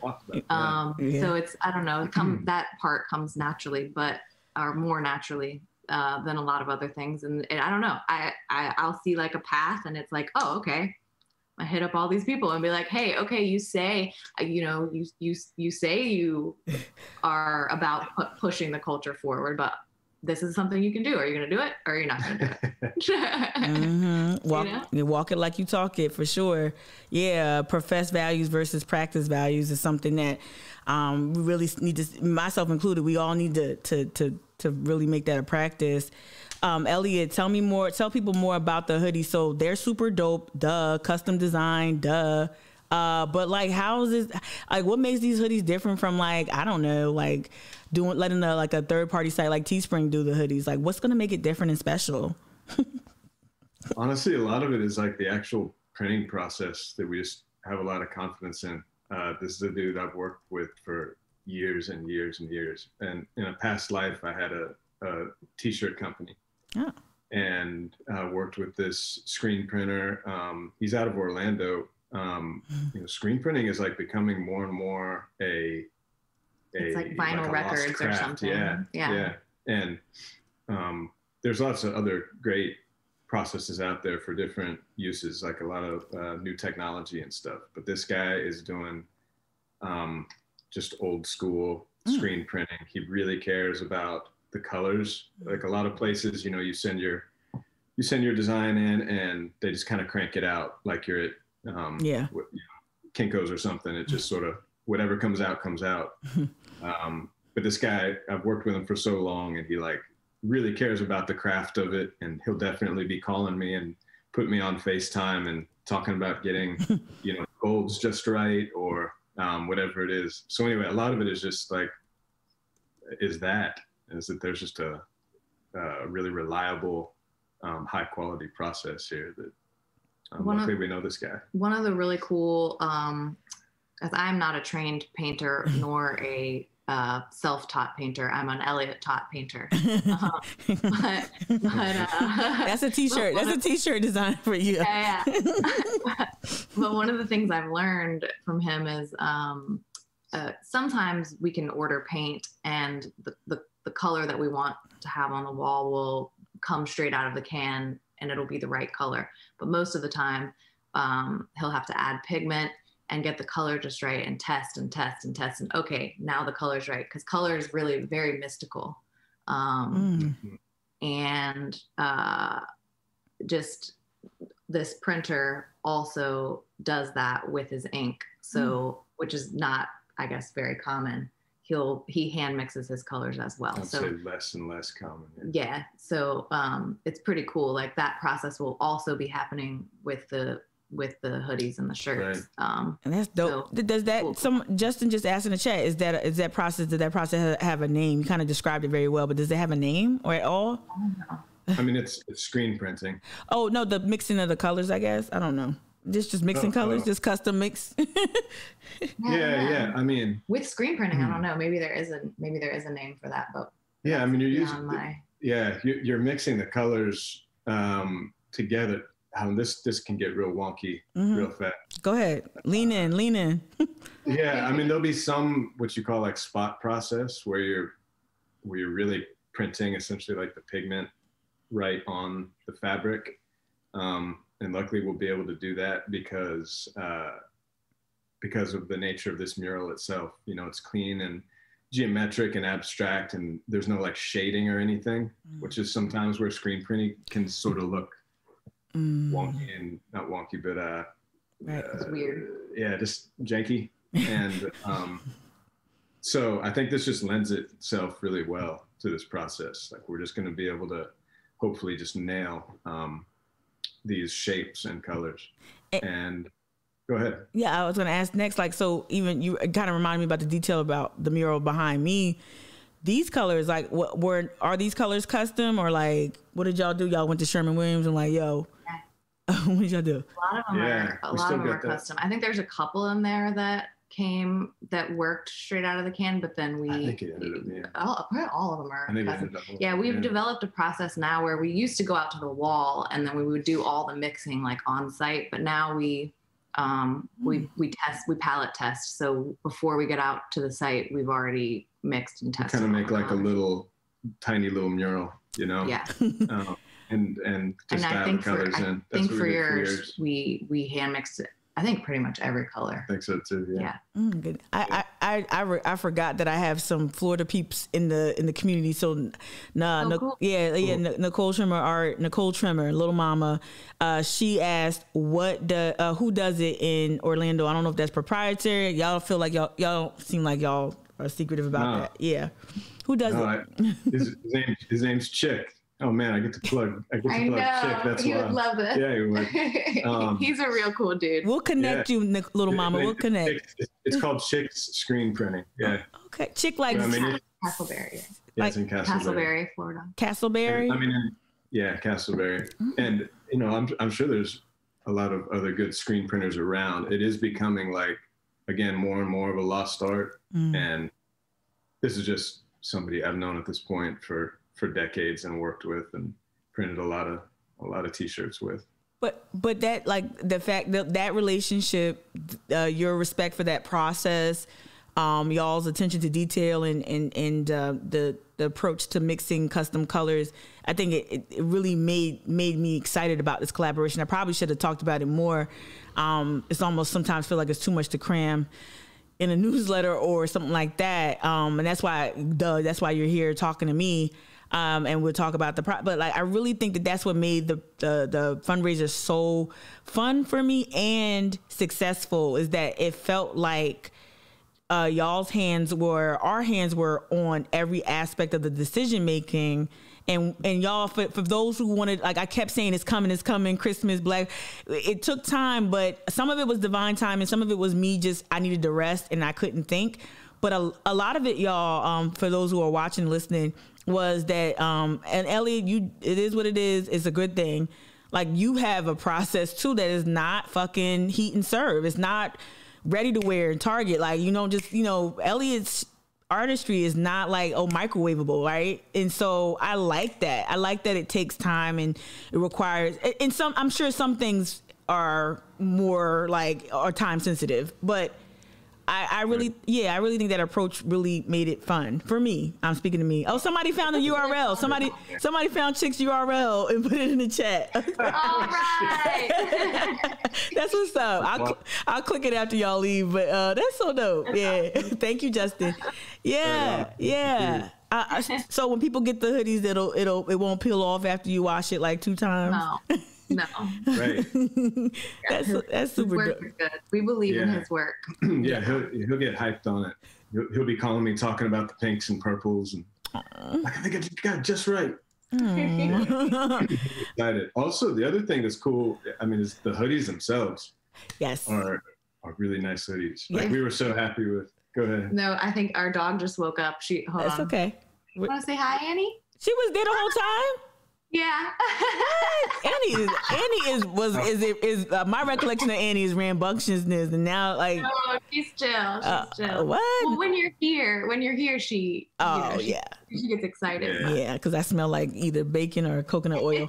Yeah, cool. Okay. Oh my goodness. Hold on. Whiskey Neat said your fundraising came from multiple legit places, which makes these hoodies and tees the reason why we rock with you. Oh my God, stop. Yes, thank y'all. And we rock with you, Elliott and McKenzie too. And then, somebody said they saw something moving in the frame. They thought it was a child. It was Annie. She's our only child. She's the only child. Yeah. A lot of people say, not a lot of people. Jessica said she can't wait. Dee says she can't wait. That's dope. Yeah. I really love the detail, and that's the thing that's missing in Charleston. Everything is just Oh, you want a hotel there? It goes up in it feels like it goes up in 2 weeks. Oh, you want the apartment I'm in? It's dope, but y'all even had we ran into a little snafu with my apartment because the walls were leaky and shit. Like water coming out. But that's not even that weird. A lot of walls that we've worked on have water coming out of them too. That's kind of just a canvases thing. Yeah. That's so weird though. Cause and then thank God I had a leaky ceiling, but thank God it didn't, compromise the mural. But my point in bringing all that up is just all these little details and little things that y'all kind of, I don't know. It's just really good. It makes projects feel better, more heartfelt for sure. Okay. Okay. I'm glad we went over that. The hoodies are great. Champion hoodies. I can't wait to see the gray one. Ellie, I got to give you back your green before I cut the sleeves off and just start playing pickup basketball in it or something. I am a hoodie fiend. No. But no, I really say thank you. This is serious. I want to say thank you so much. We've been through a lot personally that will not be talked about here ever publicly, but I want to say thank you so much for believing in me and standing next to me. I said this to Jess yesterday. It means a lot. I'm telling you, there were some tough years. Y'all know that too. Y'all have had tough years here in Charleston. It means a lot when local businesses, local people, dope artists, really band together and show the rest of the city, if not the rest of the country, what real community looks like. It's diverse. It's not monolithic. It's not tribal. It's something else. So I want to say thank you for that. And I won't take this experience for granted at all. Yeah. Thank you so much for having us on, and we really love everything that you're pouring into this community, and it's super important to us. So standing next to you feels like an honor, not to be corny, but it really does. So. I'm glad we're here. When we hugged McKenzie, I really meant it. I'm so happy you're in my life. I really mean that. I'm glad I'm healing and I'm learning not to be so skeptical and paranoid about every fucking thing. Oh, good. It's understandable. No, I'm paranoid as hell. It's crazy. I'm what do they want?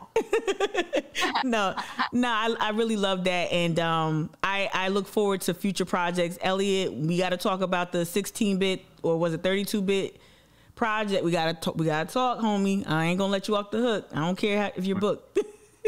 Yes. He's got time for that. Yep. Yeah, we gotta collaborate on something. But I won't hold you up anymore. Thank you again, and we'll talk very, very soon. Thanks everybody for hanging out with us. Yeah. Thank you, and thank you everybody for your questions and comments. All right, y'all, take care. I'll talk to you. Bye. All right, bye. Love it. Oh my God. I'm trying not to I legit be wanting to cry sometime. Not now. That was just phlegm. But no, I be legit wanting to it really means a lot. I'm telling you, I'm a fake extrovert. I'm a fake people person, and it takes a lot for me to really feel people. And it takes a lot for me to trust people. I'm trying to open up all these tabs, and it takes a lot. And we've been through a lot personally.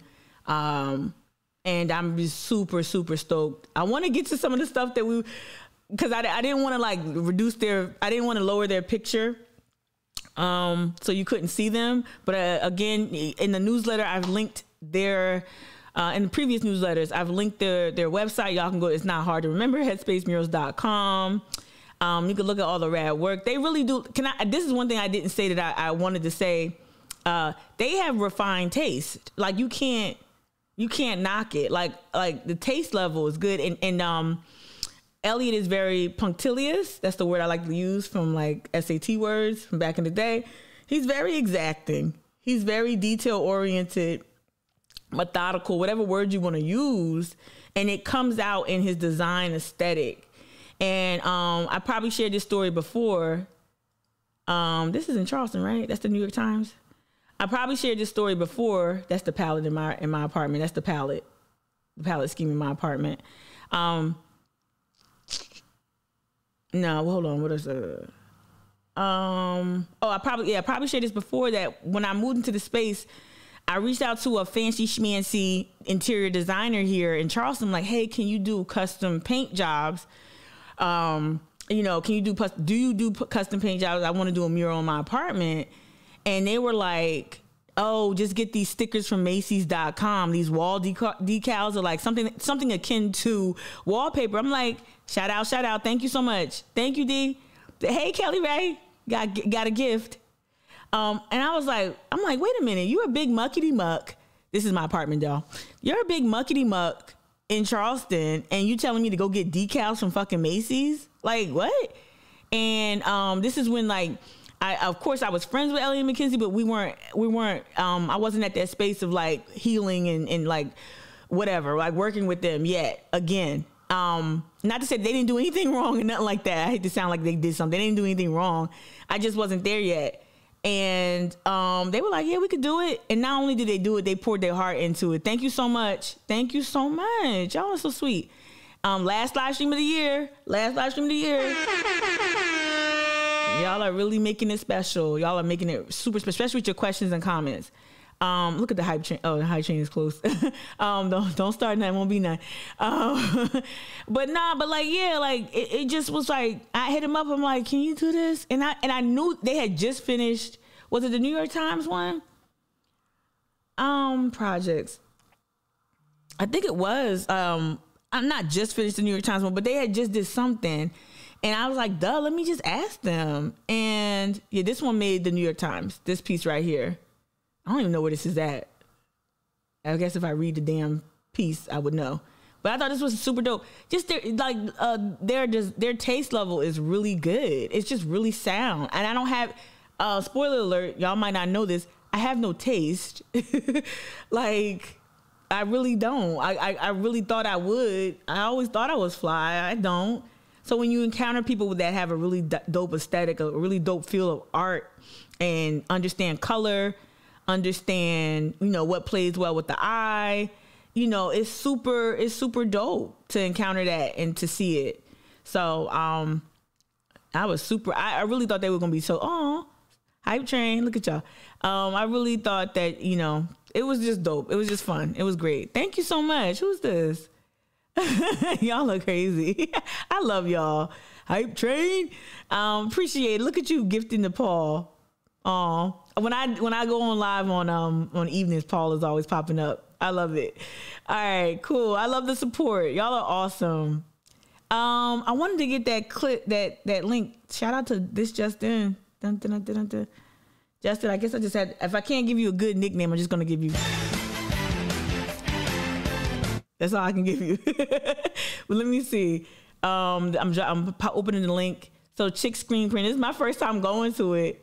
Look at this. So low key, but the dude, like I'm telling you, the conversations around this were pleasantly painstaking, if that makes any sense. And so I'm excited to see what Chick.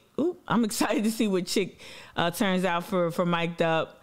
You know, there's an arm detail. If y'all didn't notice, there's an arm detail. Thank you for the hype chain.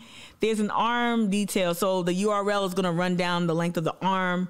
And I'm excited to see the custom colors, how they look on, you know, on a heavy duty, sweatshirt. I'm super excited. Let me see what y'all saying. Y'all are so sweet. Y'all are so sweet. I don't think Paul is here, but they just gifted it to Paul. But if Paul's watching later, Paul, hey, what's up? I appreciate you, Whiskey Knee. And I actually, like, thank you for dropping that detail about your business. You've expressed, you know, you've kind of let me in as to, you know, what you do. And Justin and I have spoken it as well. So it's just super dope that you care. I know you're not in Charleston right now, but I love the fact that you're still here in community with us. Because that's what we're gonna do. We're gonna find tons of McKenzie's and Elliotts and other like Fletcher Williamses and other people in other areas that do similar dope shit, and we're gonna like expand this community. And also, hopefully, what we're doing is showing Charleston what could exist here, right? All right, so maybe that's a good segue into what I want to like finish up with y'all, which is it's not even gonna look. If y'all gotta clock out, I get it, but I'm gonna be here. Because we got to get through this. We got to get through this, this bid stuff. We got to get through this for real. Y'all are so sweet. I love y'all. I really love the support. Y'all don't know because this new desk is coming. And y'all, I'm sitting on a cocktail ottoman that's supposed to be like my coffee table, and I'm sitting on that, and it does not. My hips do not like that. I'm long-legged. I have a 2-inch torso and like all legs, and sitting on this cocktail ottoman is not it. And y'all support will go toward not an X chair, but at least go toward some solid. Thank y'all. Some solid chair situations. All right, let me just hop into the bid stuff. It's a good segue because we're going to continue to talk about local businesses like Headspace Murals. And we're going to, so last night I was up way too late. What time did this go up? 11:55. I should have been in the bed. If people who know me know, I'm in that bed tucked in at like 9:30. But I was researching bid districts, and I was researching like people who studied it, scholars who studied it, even as far back as 1996. This right here. So this tweet that went up at 11:55 last night. I fell down a rabbit hole and I just could not get out because one thing about the conversation, and we're going to read that article, we're going to complete that article that Emma Whalen wrote about the opposition to the bid proposal. One thing that I think is missing from some of the conversation about the bids is that other communities have resisted bids. Y'all are super dope. Other people have resisted bids, and there are real reasons why. And I don't think, I think the way that BMOC and Ben Navarro and the CVB and Krogan's and all the businesses that, all the moneyed white boutique owning glitterati, a lot of the way they're presenting it is just, it's just beautification. It's just this, it's just that. Oh, we're going to help the homeless people. Well, there's been studies, or there's been study of the ramifications of a bid district. I want to say shout out to my girl Amron from who's currently finishing up her master's at Pratt. She's super dope. I hit her up. I'm like, yo, I need more bid info. And she hit me up. Then I fell down the rabbit hole last night and started looking up this article from 1996 about restraining the power of business improvement districts, right? How it's important. It's from 96, but it's from 96 about New York City, but super informative. Such a rich document.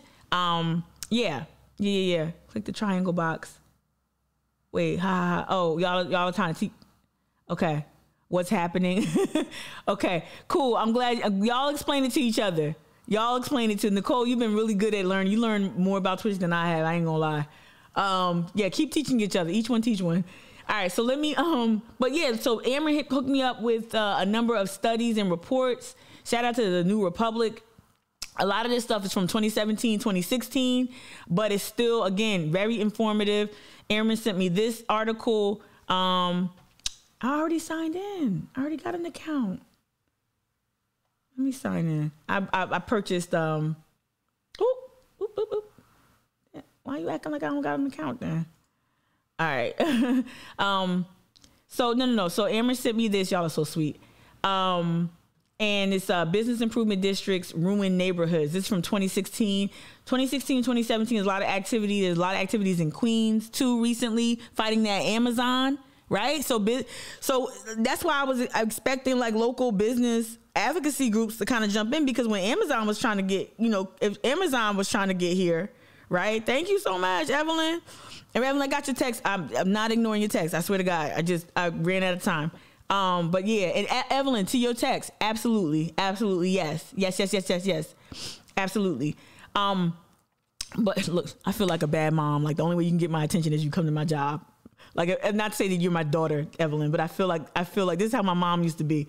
She was never, like, my mom worked as a nurse, so she was never home early in the morning. If I had a question before school, I had to like call her job. I feel I'm Trudy. Oh Lord. But no. Okay. So yeah. So in recent fights, the fight like Amazon for coming into like New York, that's wrapped up in the whole bid conversation. We'll get to that. Let's read the article. Let's finish it. I'm going to close out the state newspaper and I'm going to finish it. And so you'll hear how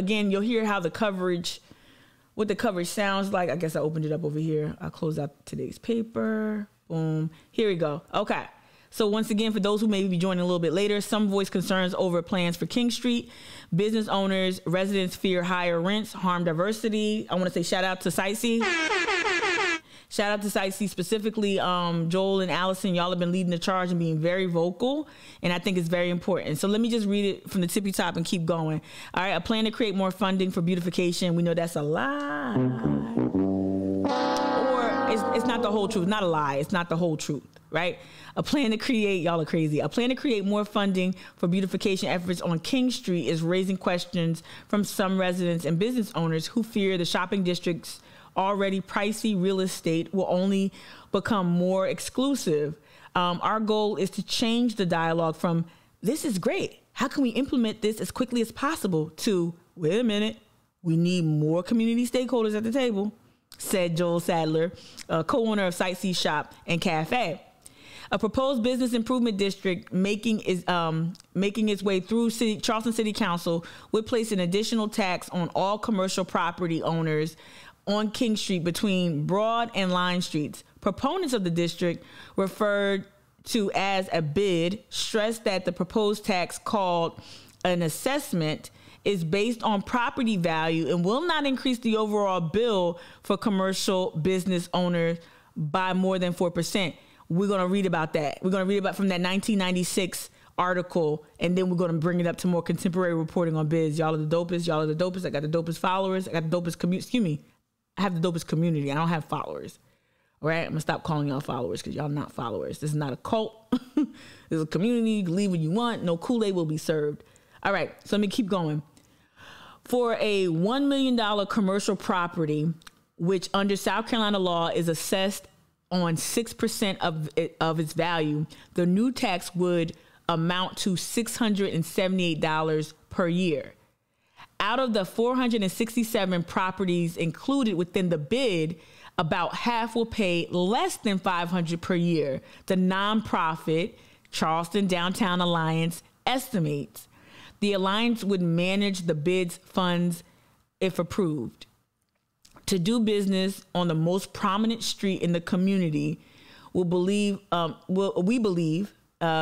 4% cost there is negligible. This is what Doug, that's the dude in the polo shirt with like the biceps, like he comes up with the gun show at the city council, right? So yeah, so Doug said that, right? He said that that's negligible. He's saying like $500, $600 a year is negligible. Said Doug Warner, Vice President of Media and Innovation for Explorer Charleston and representative for the bid, right? Any increase in taxes for property owners, y'all are the best. I love you.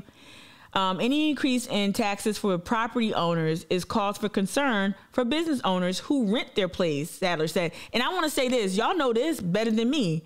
Y'all are the best. Y'all know this better than me.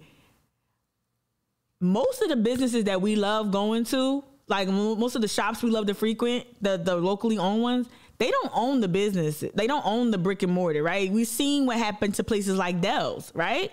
Right? I've seen those women who, the women who now Dell's does exist in West Ashley. Now they've been moved off the peninsula, but I don't think this is like secret sauce, but I've seen them really work hard to keep, to have access to resources. And I'll leave it at that. I've seen that behind the scenes in my work in nonprofits in Charleston.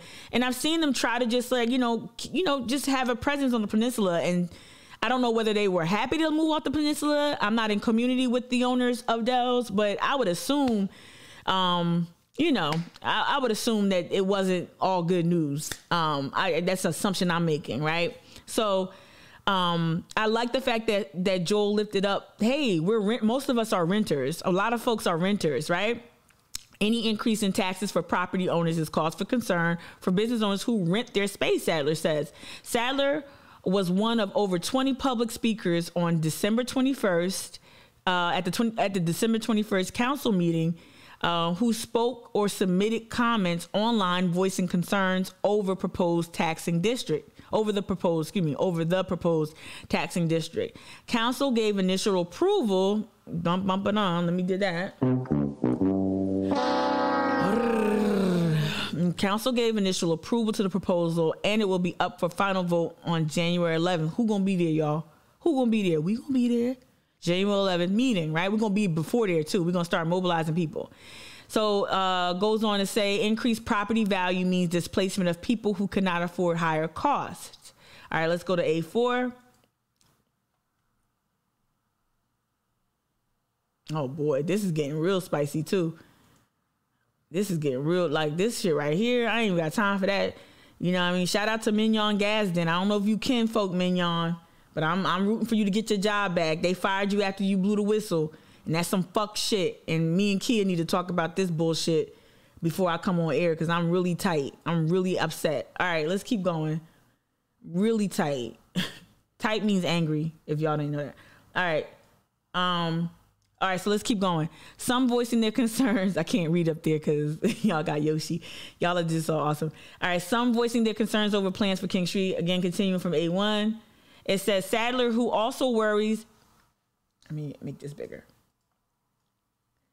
Okay, Sadler, who also worries it will disproportionately affect Black business owners and residents. Shout out to Joel for that. That's how you use your privilege. And that's how, like, what McKenzie and Elliott spoke to. Like, do I need to, you know, when to speak up, when to advocate for others, and not in no performative way, in a real substantive way. And I think this was substantive. All right, Warner said, now this is back to Doug Warner. Doug Warner said, the Charleston Downtown Alliance wants to improve diversity of all business owners on King Street. Show me the Carfax. But they will need collaboration from government officials as well. If we want more minority-owned business, and be careful with that, because we know minority-owned business means milk bar. Minority-owned business means white women-owned. Minority-owned businesses is how white men in the C-suite, vice presidents, men who are wealthy, they go ahead and put the businesses in their wife's name, and that's a minority-owned business, right? We've seen that, right? So what do they mean by minority-owned business? Do they mean Black? Do they mean brown, BIPOC? Do they mean like they have a special place for disabled people? Like, what do we mean by diversity? Are we stressing accessibility? Are we stressing that people of all types of makeups, not just race, not just phenotype? Like, what does diversity mean? And I will venture to say that Charleston's definition of diversity is extraordinarily limited, right? Right. So let me keep going. I know I keep stopping. Let me see. All right. Yeah, it's better if I click it and read it this way. January 11th meeting, increased value, and then we hop down here. If we want more minority-owned properties on King Street, then the city needs to work with us. Hold on, let me get back up here. Okay, so Sadler worries about the disproportionately affecting Black business owners and residents.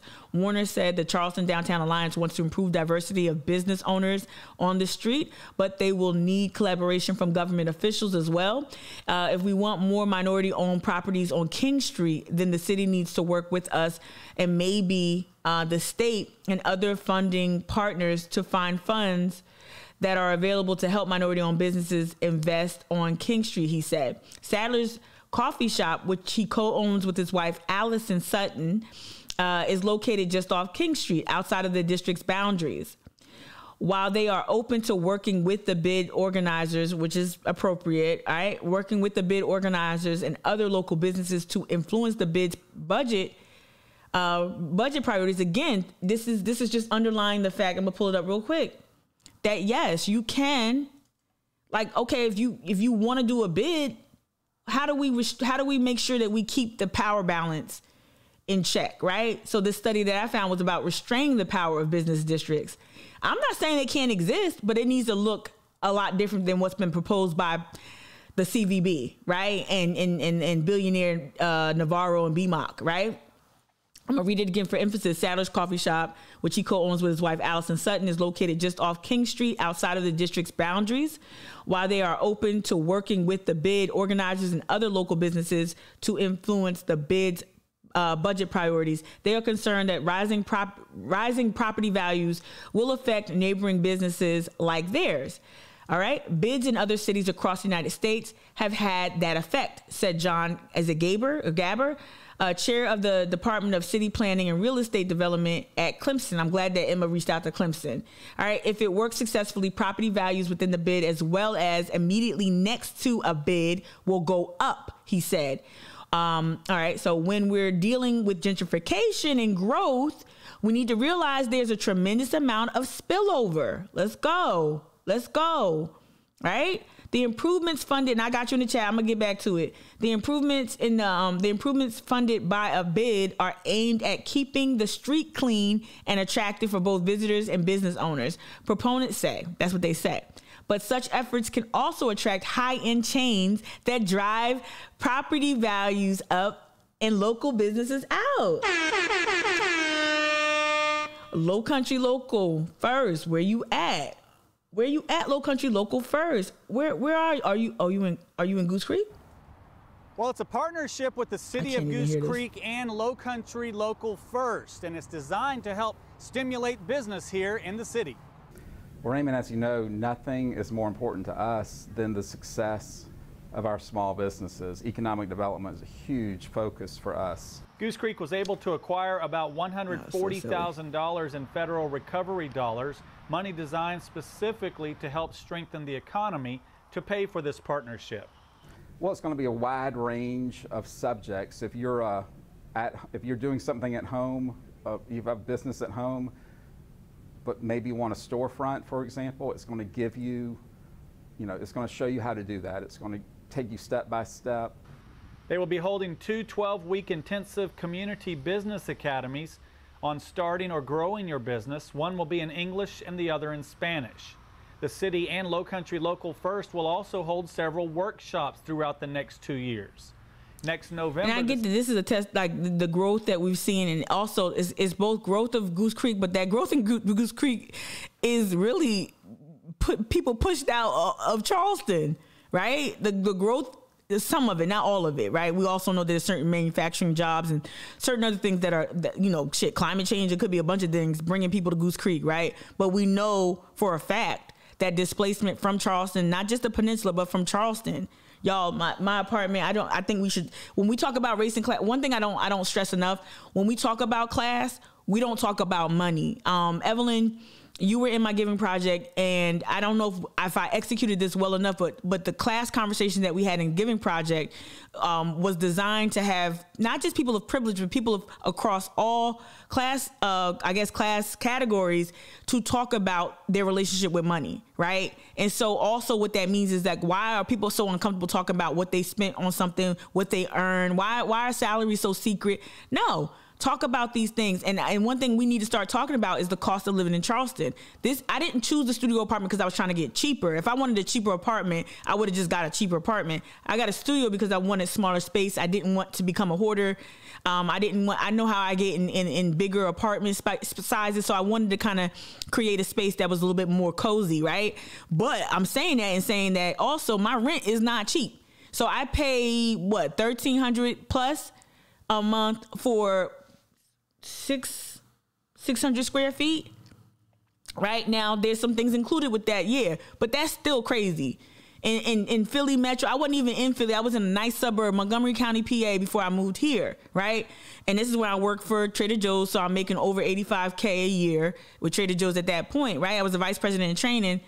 And then, so there, my apartment was bigger than this, hella, and I know time has gone on, and I get inflation and all that other shit, but my point is saying is I got more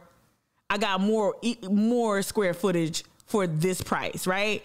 And so when we talk about growth and all that other stuff, we got to talk about the cost of living. We got to start talking more candidly and openly about what we're spending on rent, what we're spending on mortgages. And we're going to get to that. Property rate, we just have to start talking about it. We don't have to air all our dirty laundry, but there's something about being very candid about, hey, the rent is too damn high, right?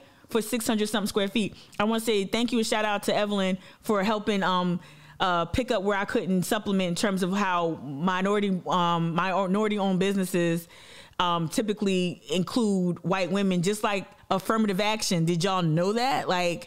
White women benefit more than black people from affirmative action?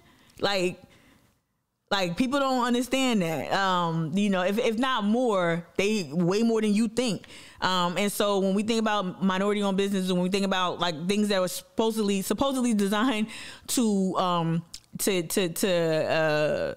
mitigate the harm that was created by decades of policies that kept black people out of home ownership, out of business ownership, out of schools and whatnot. The policies that were designed to kind of bridge that gap actually kind of backdoor black people or BIPOC people. That's kind of redundant, BIPOC folk. And that's another way they do it. And here in Charleston, that practice of having of a wealthy man who's an executive or a millionaire or whatever, a wealthy executive putting his wife's name on leases, that shit is like crazy in Charleston. It runs rampant, right? All right, let me see what else. Evelyn, is there, Whiskey Neat, you asked, Evelyn, is a percentage of women-owned versus minority-owned businesses public-facing? Curious. Yeah. Study that. Oh my God, this is so good. Now I'm reading this. And then Evelyn, you dropped, so you said there's a database available. And remember I told you, like, I don't know what remember I told y'all too, like, my first job out of college was with the Secretary of State's office, that I told you that gnarly story about how I was sexually harassed. And so instead of firing the guy that because they found him guilty of sexual harassment, they found porn in his computer, everything. But he got to keep his job and his station, and then they moved me to the DOJ. They moved me to work for the Attorney General. I worked for the Attorney General.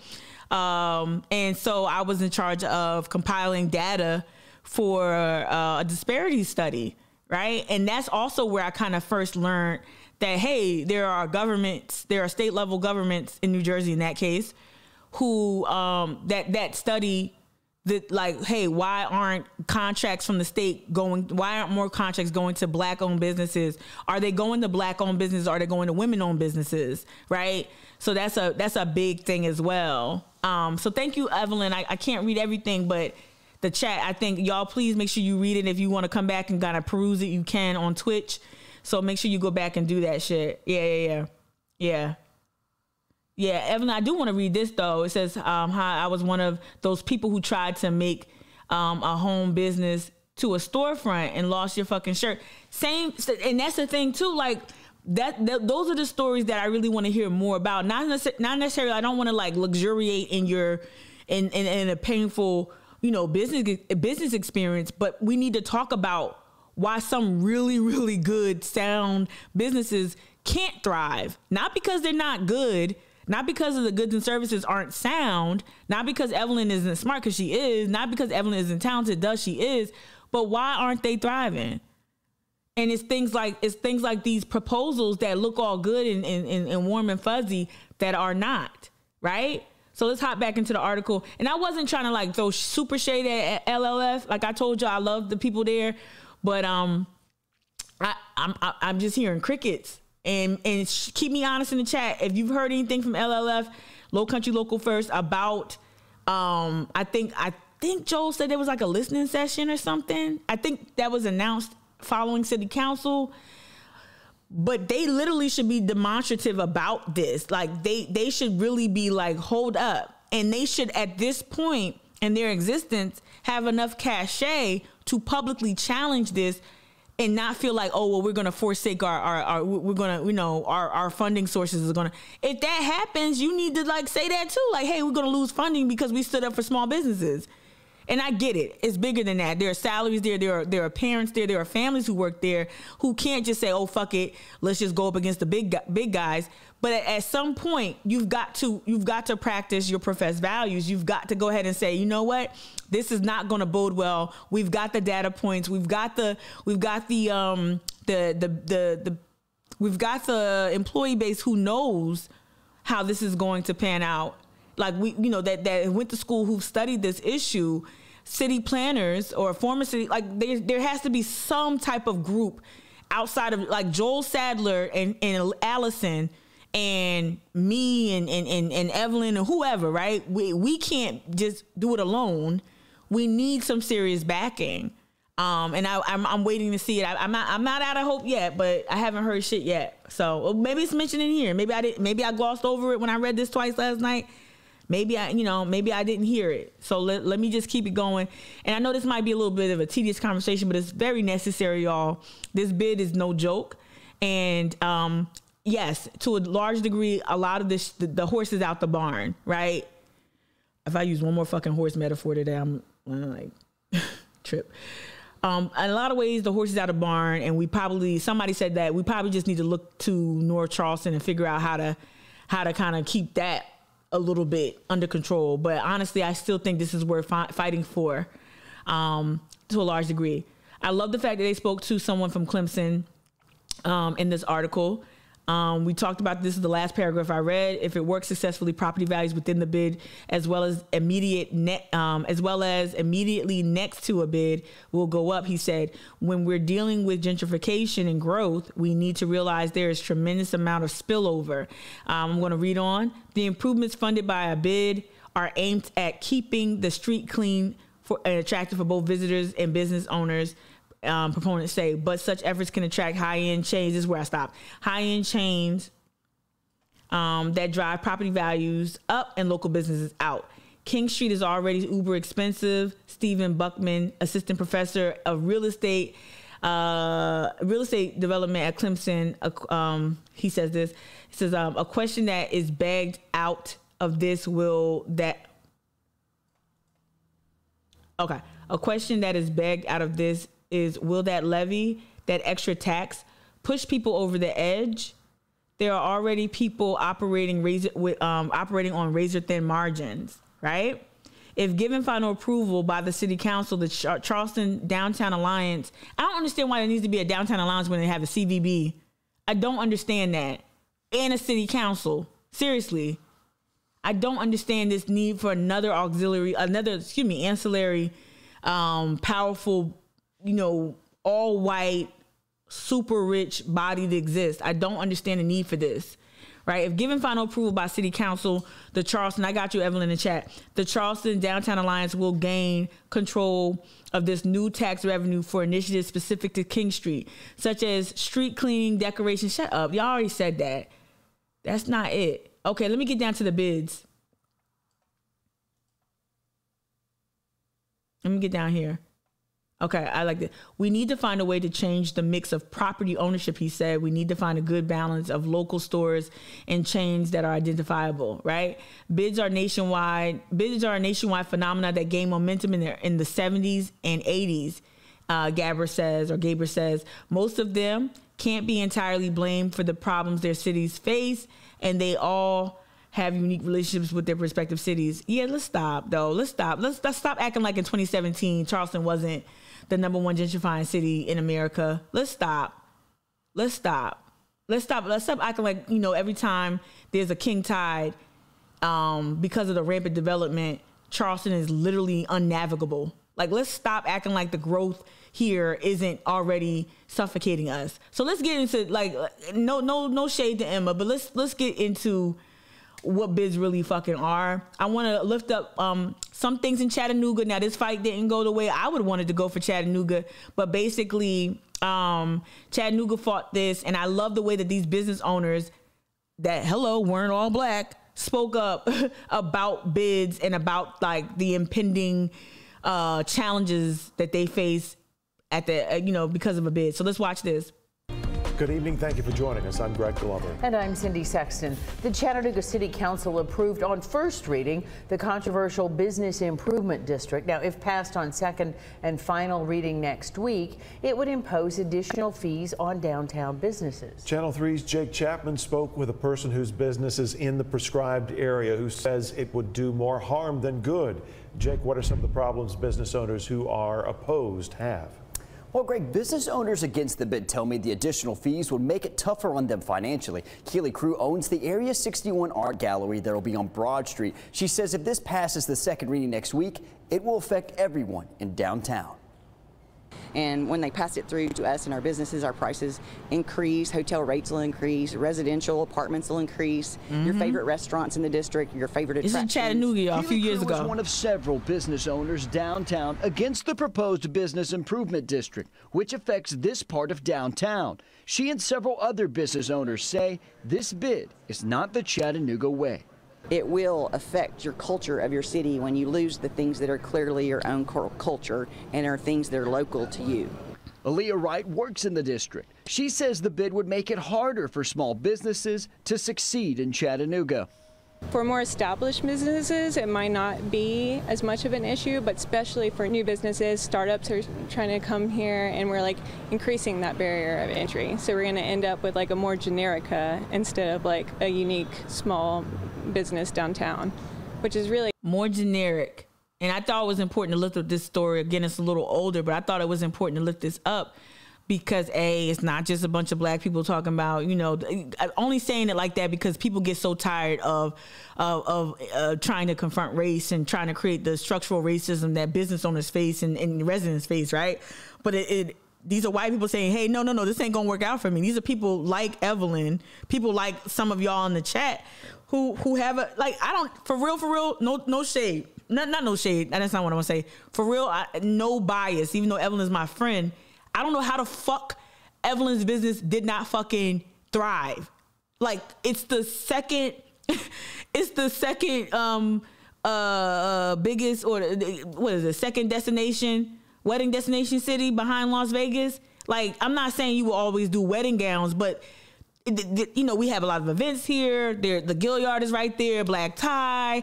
My mama, my daddy, we stay finding a fucking shoe cobbler, a luggage repair person. My mother loves an upright vacuum. She loves upright vacuums. Oh, no. She loves canister. Excuse me. She's old school. We stay looking for a vacuum repairman for her vacuum that I bought from QVC. You know, like we look for people who are still trained to work with their hands, to fix things, to tailor things to him, to put, like, I don't understand in a city like Charleston how that does not thrive. I don't understand. You love selling the old-timey slavey shit and the tour guides dressing up like, you know, antebellum bullshit, whatever. How the fuck, like, I don't understand how, like, that charm, like, how you don't even, like, promote the businesses that keep the charm going. And again, not saying that Evelyn will be out here sewing, you know, Confederate costumes and shit like that. I don't, but you know what I'm trying to say? Like, why aren't these skills, and this is not just specific to Charleston, we know that. I don't understand how a business or skill set like Evelyn's did not thrive. I understand why Pink Ravina didn't thrive. I don't understand why Evelyn's did. I really don't. And that's not just me caping for a friend, right? Right? Evelyn, you dropped in the chat just last. There's so many comments, y'all. I can't keep up, but this is super. I can't wait to go back. El Cool J, you know I always go back and start laughing or comment or, you know, texting later. You said locals can't afford to get married here. So all the weddings that are happening here are people who come. Yes. Ryan Reynolds. Yes. What's that girl, the Olympic skater, Tara, I forgot her name, Lipinski? I can't remember. People who come down here and get married on these plantations and shit, or get married in Charleston on the beach or some shit, like it's fucking sandals. I wish it was fucking sandals. No, I don't. It's trying to be sandals. No, I don't. I really don't wish it was. Let me get myself. I don't wish it was sandals. Yeah, they get the alterations done elsewhere. I didn't even know that. Okay, that makes sense. Yeah, Lipinski, you got me, D. Look at you, fucking Olympics watcher. Yeah, Lightfoot No, stop. I was trying to. Nicole, you just dropped in the chat. It's funny that we're talking about the whole you have to have money to have van life. Yeah, you lifted that up yesterday, but it's the same for shop life too. I have quite a few friends that own shops. They don't really make money, but they come from money, right? They come from money, exactly. And they always bury that. These influencers especially, they always bury, oh, my mom's got 4 kids. Yeah, you also got a nanny, a cook. Someone comes and cleans your house. Your husband makes, you know, well over 6 figures. Like, they always tuck that shit, right? So you have quite a few friends that own shops. They don't really make money, but they come from money. And that's the only way that they can keep the shop afloat most years. And it's sold as anyone can do it. And it's not true, right? It's that bullshit bootstraps argument. Just pull yourself up, just work harder. If only Evelyn would have just sewn faster, or, you know, scaled her business to have 3 more assistants or some shit, right? Like, it's not possible. Right. I wonder what the percentage of local. We going Whiskey Neat, you've lifted up so many good questions, And I'm not saying this to pacify you. I'm saying, like, on the strength of your questions, I want to do another show where we really break down, like, who's business, who's in business in Charleston. Like, we really have to have that show. I've talked about wine and food. We talked about all these different type of culturally significant events or industries here that don't trickle down to, like, so wine and food, Charleston Food and Wine and Food, whatever it is, they're $1 million nonprofit. Why doesn't that translate into booming businesses? Why doesn't that translate into more business opportunities for people who participate in wine and food? Right? Why were people jumping ship? Like, look, I'm paying just to wave at people and make a bunch of hors d'oeuvres really, really fast, right? Like, why doesn't seaweed translate into success or an economic boom for people who live here? Right? Why doesn't why doesn't that happen? But yet you keep saying that all these things exist in small businesses. How come we're not seeing sustained growth? Like, why, I would love it. I don't know the proprietor of Swank. I don't know what her I don't know what her vision for Swank was or whatever like that, but it would have been great if Swank was in Charleston. I don't know if she wanted to be where she is. I think she's in Somerville, but it would have been great. Motherland Essentials, Somerville. Maybe she wants to be, out there. I never had that conversation, but it would have been great if a Motherland Essentials was downtown. I mean, she held pop-ups downtown. Andrea did, right? She still holds pop-ups and as at farmers markets and stuff. It would have been great to have those businesses here. Why didn't they create certain programs specific? Why isn't Dell still downtown, right? Right? I just don't get it, right? And the traffic is so bad downtown. They literally just want to have the streets navigable just for golf carts and I think rickshaws. I think that's it. I really do. I don't think, like, so you can't even get to if you want to have lunch, it's always an ordeal. Like, I find myself rarely suggesting downtown unless it's a place that I like over there where Saffron is, where there's some parking. You know what I mean? Like, there's like, it's not, I don't have to contend with Upper King. I find myself over there like, oh, let's go to Saffron. or where's another place? Hannibal's, but Hannibal's is tricky too with parking. But like, sometimes I try to avoid, or even like Mercantile and MASH. Not because I love it so much, because of the parking, because it's gonna be less of a hassle. I think, right? Jessica, you dropped in the chat. You just keep waiting for Swank Bakery. I know. Yeah, I know when you were there. Yeah. Right. Evelyn. Oh my God, Evelyn. And when I brought up, hey, why don't we have a light rail, like something that would take people from Somerville to Charleston? Like, just start with that route. There's not enough density. There's not enough. You got a plan for growth. There's no reason why there aren't better public transportation options here. Like, that's the biggest part. Like, I would say if it wasn't for the pandemic and if I had like a traditional 9-to-5 that I had to commute to, man, please. When I did used to commute to like the Center for Women and stuff like that, it's just a headache. It's a whole, especially from Wamala, fuck out of here. Yeah. Oh my God. Yeah. I'm just reading y'all's comments. It's so much. Y'all are like, I'm all entertained by your comments. You should see my retinas. I'm like, oh my God, this is so much. All right, let me let this play. Again, Chattanooga, several small business owners, they were trying to stop the bid. They were not successful. But these are the things they lifted up that are exactly what we lift up here in Charleston. I'm gonna land this plane. It's almost too much research that I did, but I'm gonna land this plane very shortly. I say that, but I'm probably not. It's the people to Chattanooga. If the ordinance passes next week, property owners would pay 9 cents per square footage plus $4.95 per linear foot of street front. And those who rent in the district would pay an additional $150 per unit. In return, they would receive additional services like landscaping, street cleaning, and security. But Cruz says other items on the bid aren't in everyone's best interest. But not everybody in the city is. So give us a chance to donate to our districts through an agency that's already set up and could easily be just modeled just a little bit. Just change their business model a little bit and it could handle this. that was again, this is specific to Chattanooga, but I thought that like just their weighing in is super informative for us here. I want to play another clip from Chattanooga.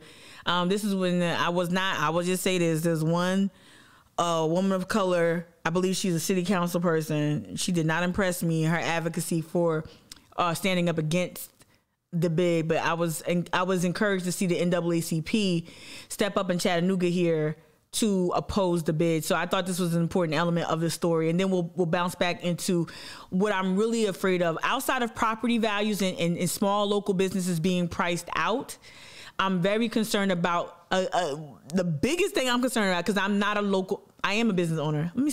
I am a business owner, but I can run my business from a virtual space, right? Like a fucking ghost kitchen almost. Shout out Domino's. But like, what I'm really worried about is how this is going to impact democracy, right? Right? So we're going to get that part. I got to land the plane with that. But let's play this NAACP Chattanooga news story about the bid. Cost for a business improvement district in downtown. Let me give y'all the year. So this is 2019. This is all happening around I said 2017 earlier. 2019. So the NAACP here in Chattanooga says they called the business improvement district racist and divisive. Town Chattanooga continues. It was brought up for a vote last week but failed. It has been reintroduced. Tonight, the council discusses the pros and cons of a bid. Good evening. Thanks for joining us. I'm Kim Chapman. And I'm Josh Rope. This segment was at City Hall, where some members of the community are calling the business improvement district blatantly racist. Bliss. Josh, Kim, that's right. It's simple. Businesses in the district agreed to pay a fee or more in taxes. In exchange, proponents say the bid will beautify and secure downtown Chattanooga. But tonight, members of the NAACP say it will divide it. They argue a business improvement district will segregate and harm the district it aims to serve. A renewed attempt to pass a business improvement district in downtown Chattanooga brings members of the NAACP to gather outside of City Hall. It takes Chattanooga back so many years. Proponents of the business improvement district say it will act like a neighborhood association, aiming to better secure and beautify downtown. But today, members of the NAACP, like George Calhoun, say the bid is racist. We're not in the business of separating and segregating the city all over again. We fought too hard to get to where we are. Bid supporters include Councilman Anthony Byrd, who says instead of dividing downtown, it will bring it together. Hands down, this is going to be a great situation for our city. And how can you, go against the fact that people want to tax themselves to make their properties in their areas better? But not all council members are fully on board. Councilwoman Demetris Coonrod echoed the NAACP's concerns. Is there anything in this proposal of services that's saying black people cannot come downtown? Is there anything in here that specifically says that? I don't know why she asked that question, because I don't know. I just thought that was weird. Targeted group of people. Ma'am, I did not draft anything. Because the laws will not ever say that, but I don't know. Maybe it was a preceding question where she's just asking for clarity, but I thought it was kind of peculiar framing. Like that. Council members say they have a lot to consider, adding many more amendments and changes must be made before the bid gets the council's final stamp of approval. I think when government partners with the private sector, I think it's very important that that we protect the taxpayers. A public hearing on the bid is scheduled for next month. Concerns for the bid extend beyond racism. One woman who addressed the city council tonight said, quote, it was taxation without representation. Kim. Stay disciplined. I'm not going to mention that red dress, but just saying. Come on, Mika, stay it. Resist it. All right. So, yeah, I thought that, again, was very important to look at a southern city that's similarly like facing this challenge, right?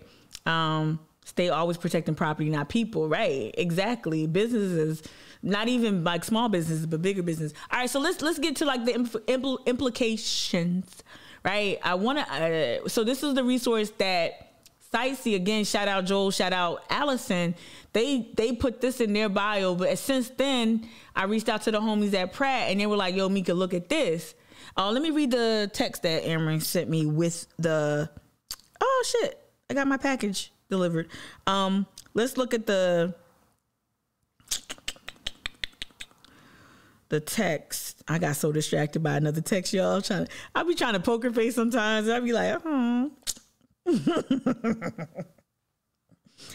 your OG is a mess. All right, let me go back to what Amron said when she sent me the resources on the bid. Amron said that one of her friends at Pratt was active in the Queens Neighborhoods United. That fight successfully fought Amazon, and this bid proposed in Jackson Heights. And so she dropped, putting a lid on the bid. Let me see if I got that right here. So she dropped this to coincide with that, right? So putting a lid on the bid, but I want to go to that Queens Amazon local community. I'm just going to type in just words I think might be with that story. Not that. Amazon pulls out. I'm not going to click on Fox News. Oh, I put Queen, not Queens. Ugh. Queens, Amazon pulls out. Ugh. I don't like that phrase for various reasons. Here we go. So let's watch this. 2 years ago, right? Stunning and sudden announcement today from Amazon canceling plans to build a giant corporate center, one of its new headquarters. And then again, she said that the folks that she's in community with fought the Amazon coming to Queens, and then they also fought the Jackson Heights proposal that we'll get into after this. But let's watch this. In New York City, tens of thousands of jobs are now gone with it. ABC's Stephanie Ramos near the proposed site tonight, where David Muir, stop. Tens of thousands of low wage, limited benefits, working your ass off, got a pee in a bottle job. Shut the fuck up. Like, who edited that? I like David Muir. I don't watch him. I'm over there with PBS NewsHour and who else? Nora O'Donnell. Sorry. Many are angry this evening. Some are angry at politicians who they believe chased Amazon out. This local New York City business owner stunned. Oh, I'm sorry, did I interrupt your little parade that you're gonna throw for screwing over all our jobs? Lashing out at a city council member. We're an embarrassment to New York City now because of you guys. Moments after Amazon. We need that, at city council. Let me turn up on Ross Appel. I want that jacket too. Somebody find me that jacket right now. Chased Amazon out. Too hot. This local 79 New degrees. York City business owner stunned. Oh, I'm sorry, did I interrupt your little parade that you're gonna throw for screwing over all our jobs? Lashing out at a city council member. We're an embarrassment to New York City now because of you guys. Moments after Amazon abruptly pulled the plug on building half of its second headquarters in this Queens neighborhood. Amazon saying a number of local politicians he wanted the jobs? That they oppose our presence and will not work with us to build the type wait. He wanted the jobs? Wait, I got it backwards? They wanted the jobs or they wanted the local businesses? What do they want? Hold on. Relationships that are required to go forward. The governor and mayor of New York enticing the retail giant after its nationwide search with nearly $3 billion in tax incentives and subsidies, even a private helipad. In return, at least 25,000 jobs. The governor recently defending the deal and those jobs. It is irresponsible to allow political opposition to overcome sound government policy. But opponents saying, my bad. No, thank you. The workers will never be defeated. Okay. This is who we need to be looking at, not dude in the coat. Opponents like Democratic Congresswoman Alexandria Ocasio-Cortez, whose district was next to the proposed site. If we're willing to give away $3 billion for this deal, we could invest those $3 billion in our district ourselves if we wanted to. We could hire out more teachers. We can fix our subways. We can put a lot of people to work. David, Amazon says they will continue with their plans to build a new headquarters in Northern Virginia, as well as a separate project in Nashville, adding that at this time, they do not intend on starting a new search for a New York replacement. David. Stephanie. Okay, so anyway, let's get to it. My bad, I got it all wrong. Listen, I watched it for the first time. I should have went to like a Democracy Now! Clip. It probably was one. Let me do that real quick. Amazon pulls out Queens, New York, Democracy Now! Where's B-Man when you need him? Let me see. 7 days ago. Profiting the pandemic. That's a good one. No, they don't have it. Okay.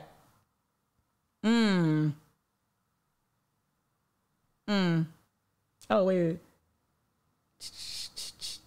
New York politician, we need to block the $3 billion handout for Amazon and use the money to forgive student debt. Ooh, this is part of, here it is. Amazon's defeat. Here it is.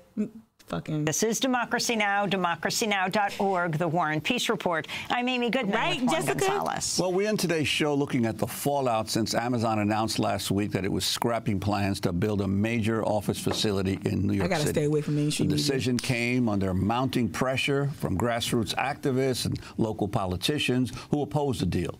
Amazon had announced the project in November after New York Governor Andrew Cuomo and New York City Mayor Bill de Blasio offered nearly $3 billion in tax subsidies to come to the city, potentially creating 25,000 jobs. As part of the deal, New York even offered to build a helipad for Amazon CEO Jeff Bezos, who is the richest man in the world. One of the leading opponents of the deal was Democratic Congress member Alexandria Ocasio-Cortez, who represents parts of Queens, the borough where Amazon was planning to build its new headquarters.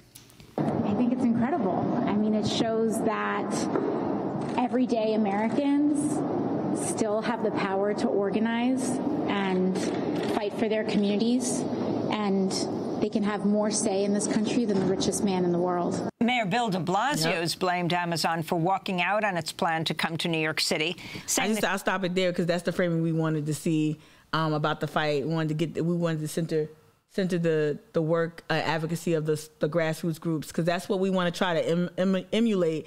Granted, we're not going up against Amazon per se, but we're going up against a lot of the similar interests that would continue to work to displace small mom and pops, like y'all have already expressed in the chat. So I'll say this, and like I said earlier, I will, because there's no way I can get to all the resources, but I will send, I promise, D, hope you're my accountability buddy.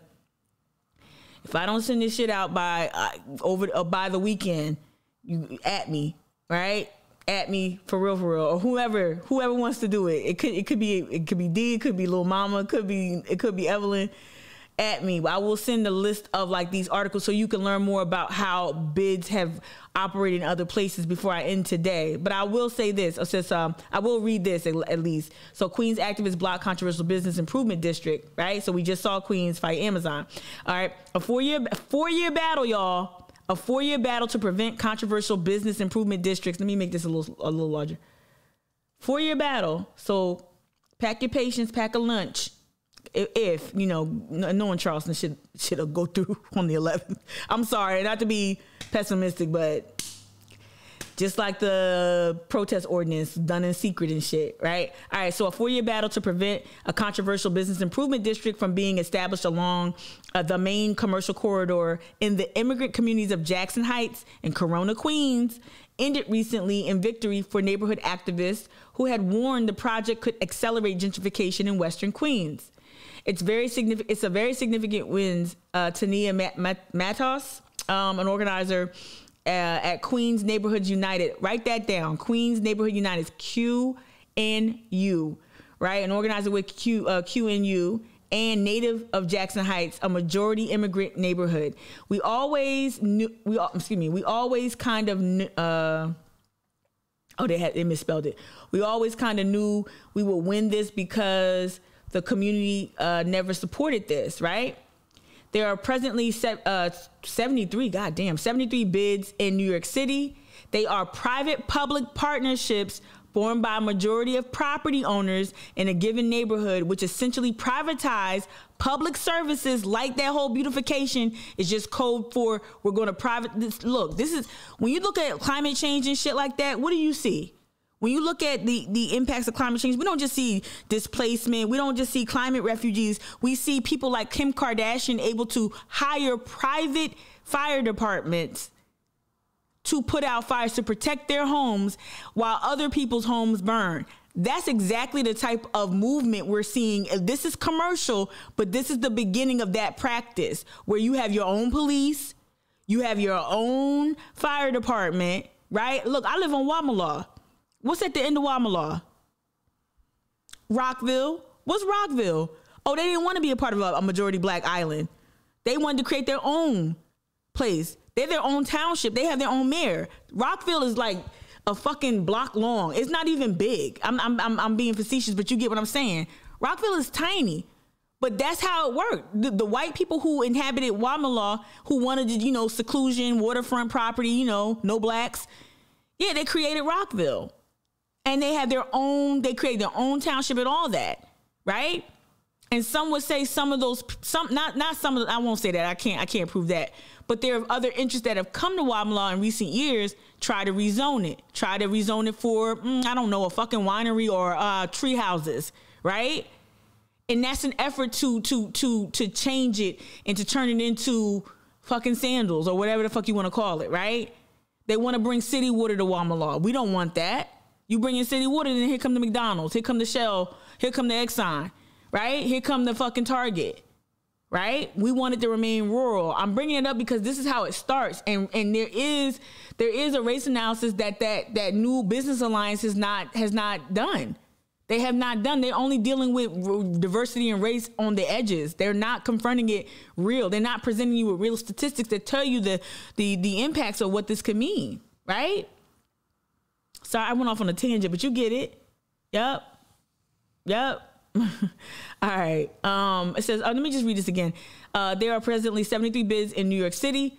They are public-private partnerships formed by a majority of property owners, right, in a given neighborhood, which essentially privatize public services while hitting, there's some typos in here, but we're going grassroots. That's okay.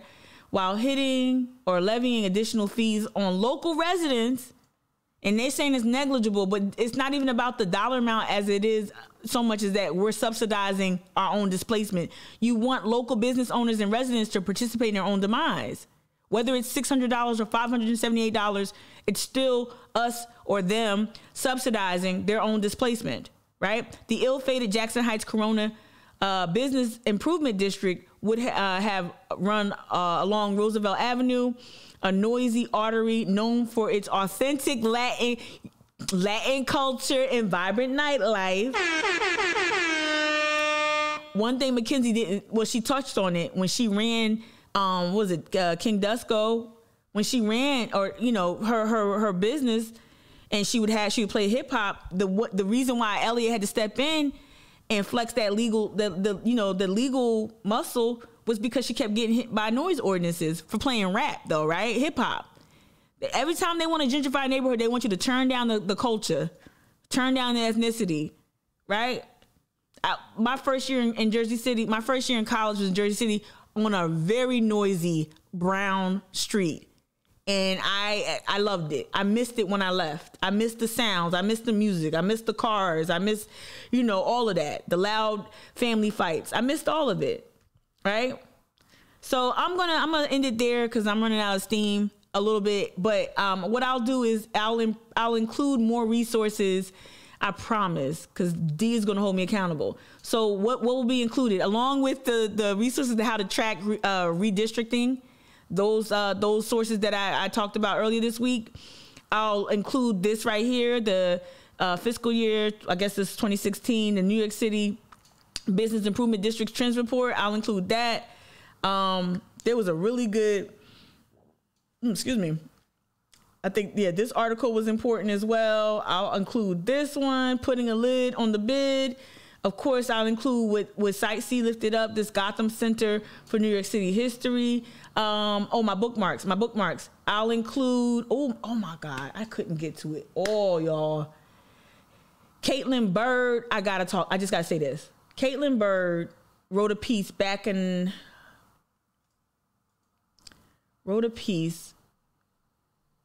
oh my God, when I say she was spitting bars, Caitlin Bird wrote this for State Newspaper. This is the one line I took from it. was she wrote this: will anyone actually be from Charleston in the future? This is not about bids specifically, but it's about the culture that enables or creates or creates the proper conditions for a bid, in my opinion. It says, so she wrote this: will anyone actually be from Charleston in the future, right? And does this shift in population put this southern destination at risk of becoming a seersuckered caricature of itself? Come through. The title of the article was, y'all, historic South Carolina city fears losing authenticity. Will outsiders drown out Charleston natives? And this is back in October of 2021, October of this year. And it's super important because you got the mayor in here. Let me tell you what Techie was saying. Techie, you talking out both sides of your mouth. Because I ain't never heard you really, I've never seen any policies that you support. Let me see what he said. This, look. It's a mixed blessing. It's not surprising to me, but admittedly, it's a challenge. This is what Tecklenburg said. I ain't never see his policy making really match up with this. Hold on, where's it at? 10-year plan. Here we go. People that move here get into it. They absorb the history. They learn about Charleston. They relish it, said Tecklenburg, a Charleston native himself. I mean, you just get a sense of pride being a Charlestonian. I don't care if you came here 150 years ago from Germany or moved here from New Jersey last week. You know, when you come here, you drink the water and it's a passion. He's just so empty. He said something else though. Let me see. He starts talking about how he doesn't want the city to change. It was some other stuff in here. I'm going too fast. But I was like, Tecklenburg, let me see you actually support something that actually will keep Charleston, right?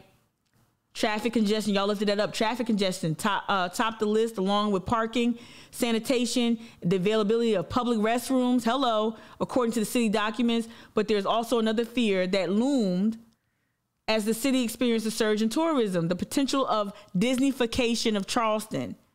But asked during a recent interview if he fears Charleston is at risk of becoming Disneyland of the South, the mayor, Tecklenburg, of South Carolina's largest city, shook his head and said, no, he's not worried about it, right?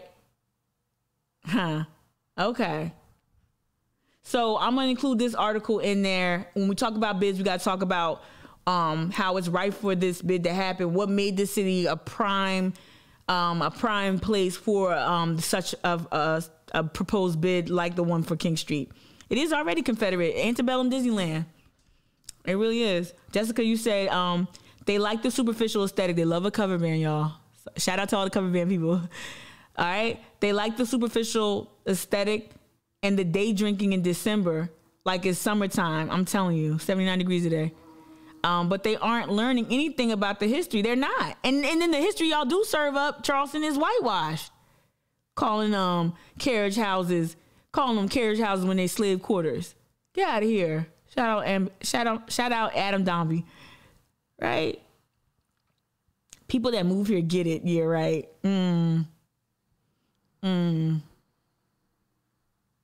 Yeah. Y'all, I'm gonna end it there. It's a lot.